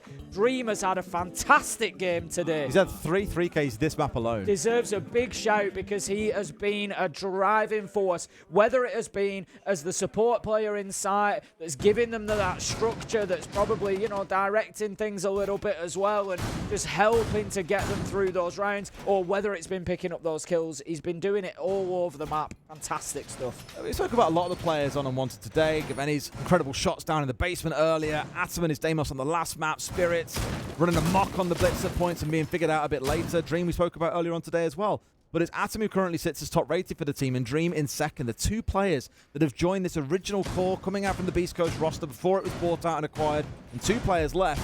It is always a good sign when you're picking up players that are able to have such massive contributions, because you still retain that major winning core from before, and you add on some upgrades, some more weaponry to the team. It's looking good, and I'm honestly feeling quite optimistic about Unwanted this tournament, Tim. Go as far as saying they can win the whole thing? No, I've seen teams that look better so far across the last couple of days. But promise is there, and you could see them going far. They'll upset a few people along the way, That's I think. horrible. Absolutely. You know, Hot and Cold deserves a big shout as well. He's had a fantastic game. IGL in for the team as well, and he's been, you know, putting up numbers in terms of kills. He's had some really big plays that have been round-winning plays a number of times, and, you know, absolutely fantastic from him. And I think at the minute this has been one of the best NA performances that we've seen. You know, I think a couple of the NA teams were a little bit unfortunate yesterday. OXG and Shopify Rebellion particularly, both of them I think put up actually really good performances. But OXG were great, yeah, just didn't get the, you know, the outcome that they might have wanted. But Unwanted, yeah, absolutely stacking up alongside them at the minute. I'm sure there'll be plenty more twists and turns in the story of SI25. It's always the way, Tim. It never follows the script. It never looks too predictable. Heck, look at the outcome yesterday against Fury for CAG. Crazier things have happened. Estus walked in, got it down for free. And it looks again like Liquid are still collapsing at the seams. Just beautiful bait there. They've got the man being tracked. We're going to leave him in position so that you're going to come in and try and challenge onto him. And we've got the doorway locked down. And they've got the round locked down. It's 5 versus 2. Lagonis and Resets are scrambling. They've got time to think, but that is about all that they have as Unwanted. They're just going to sit and hold the angles now. There's really not very much more that they need to do. They can just wait for the Liquid push to come on through, cut them down, and they'll be heading not only to map point, but to series point, Des. Try as they might here in a 2 versus 5, it is a tall ask for Lagonis and Resets. Right idea, just not quite the right height. There is a castle on the other side. Lay well down. You can't do anything about that, I'm afraid, for now. The minute still to play, sure. There's time to figure things out, but no utility to play behind. This one does feel like it's going to be an unwanted round, and Liquid have got to find 3 rounds from somewhere, Tim. Well, this one's done. Flash will come in and make things even more difficult for the defenders, but I don't think it's going to make it difficult enough as Atom is able to wait for the effects to wear off, spin round and get a double, and that is going to close that one out. Series point coming, and they've got a couple of them as well. Unwanted just absolutely cruising towards victory, and Liquid look a little bit broken, a little bit defeated at the minute. It's hard to lose 2 rounds, have a tact time where you feel like you've got the answer to the problem, and then you have an even worse round following that where the basics are missing. The bait that we saw, the early kill through a drone hole as well, just everything working against you no matter what you might try and plan, and Unwanted again look ready. I look back to map 1 actually where Liquid after a tact timeout came in for a rush and Unwanted had the answer. They dealt with it really well. That, of course, wasn't a rush, but you just seen that they feel so composed on the defense. They look very, very comfortable, look very, very happy with whatever it is that Liquid throw at them. And a lot of that does entail sitting behind quite defensive compositions. I do think you might find some more fast-paced teams that are really good and executes might punish Unwanted for that playstyle. But against Liquid, who are a slower attacking team and look a little bit lost at points, they meander through rounds. It's easy to figure them out and get the solution you need. One more round down here in the basement. One of the harder sites to win, Tim. I think Unwanted can do this here and have a 7-3. I'd agree with you. I think it's going to be a really big ask for Liquid to get a win here.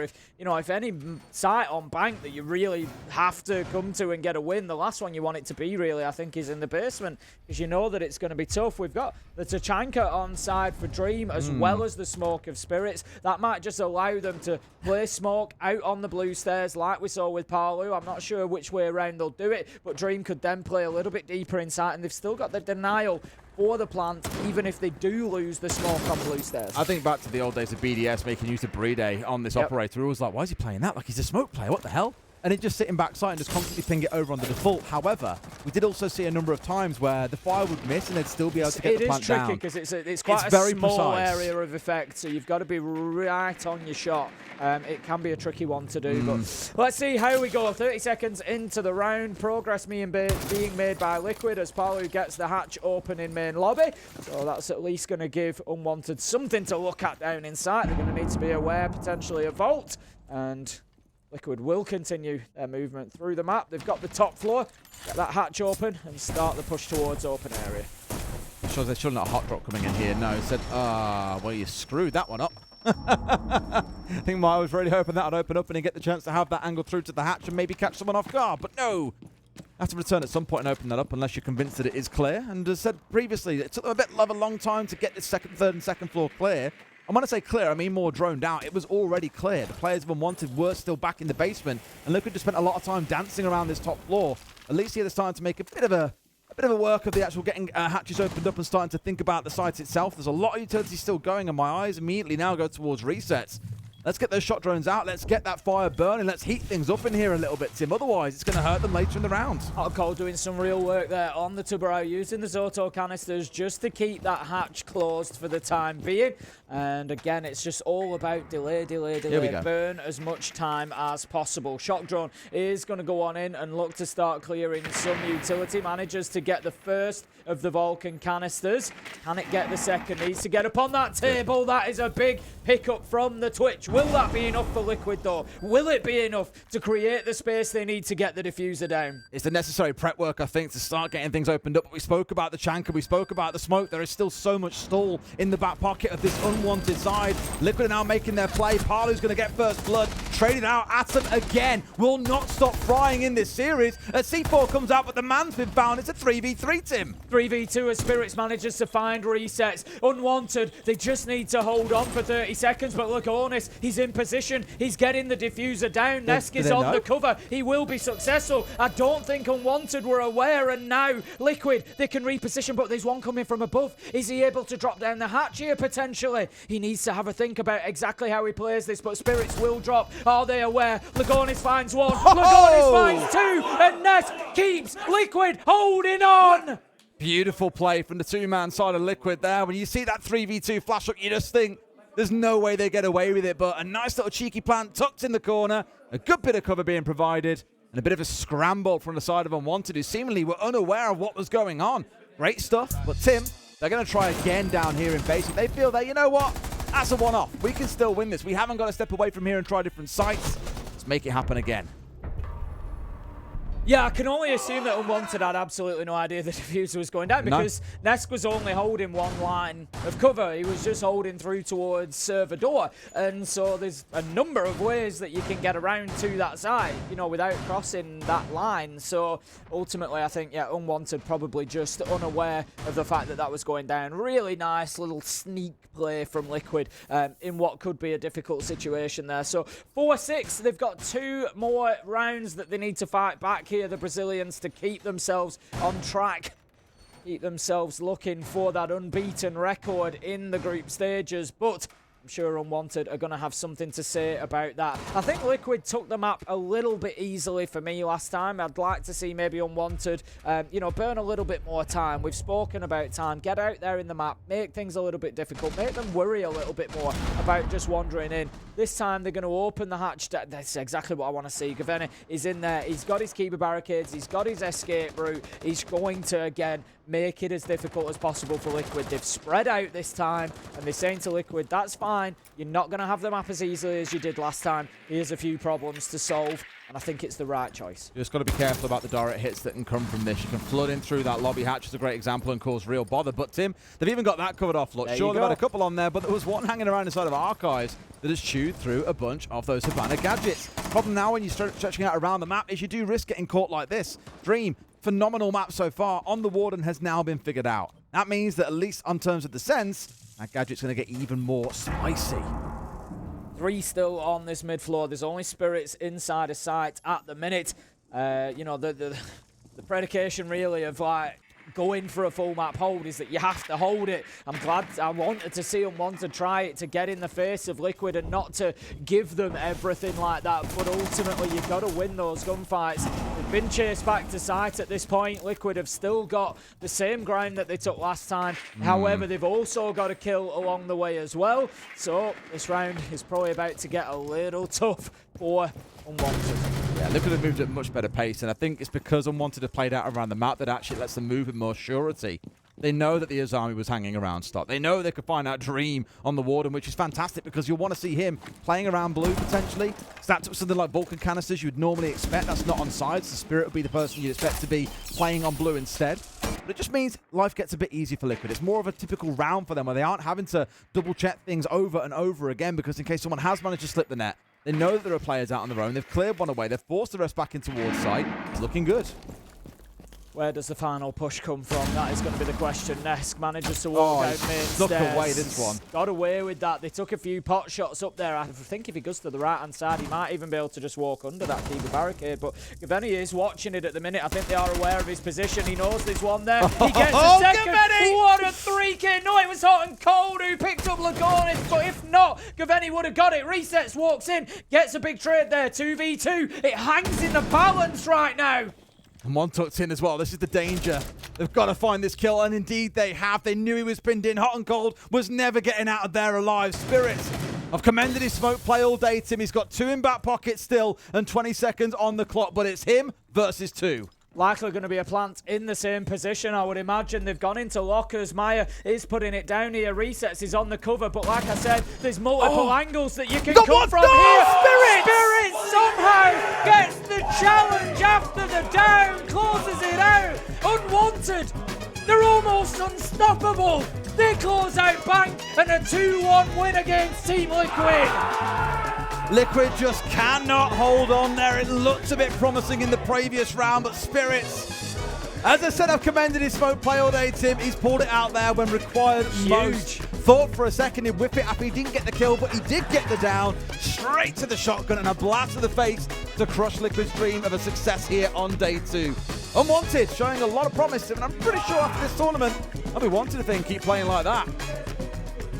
Very, very difficult finish for Team Liquid to take there, I think. But it's like I said, if you remember, when Lagonis planted in that position previously, I commented on how there were multiple routes to go and challenge that spot.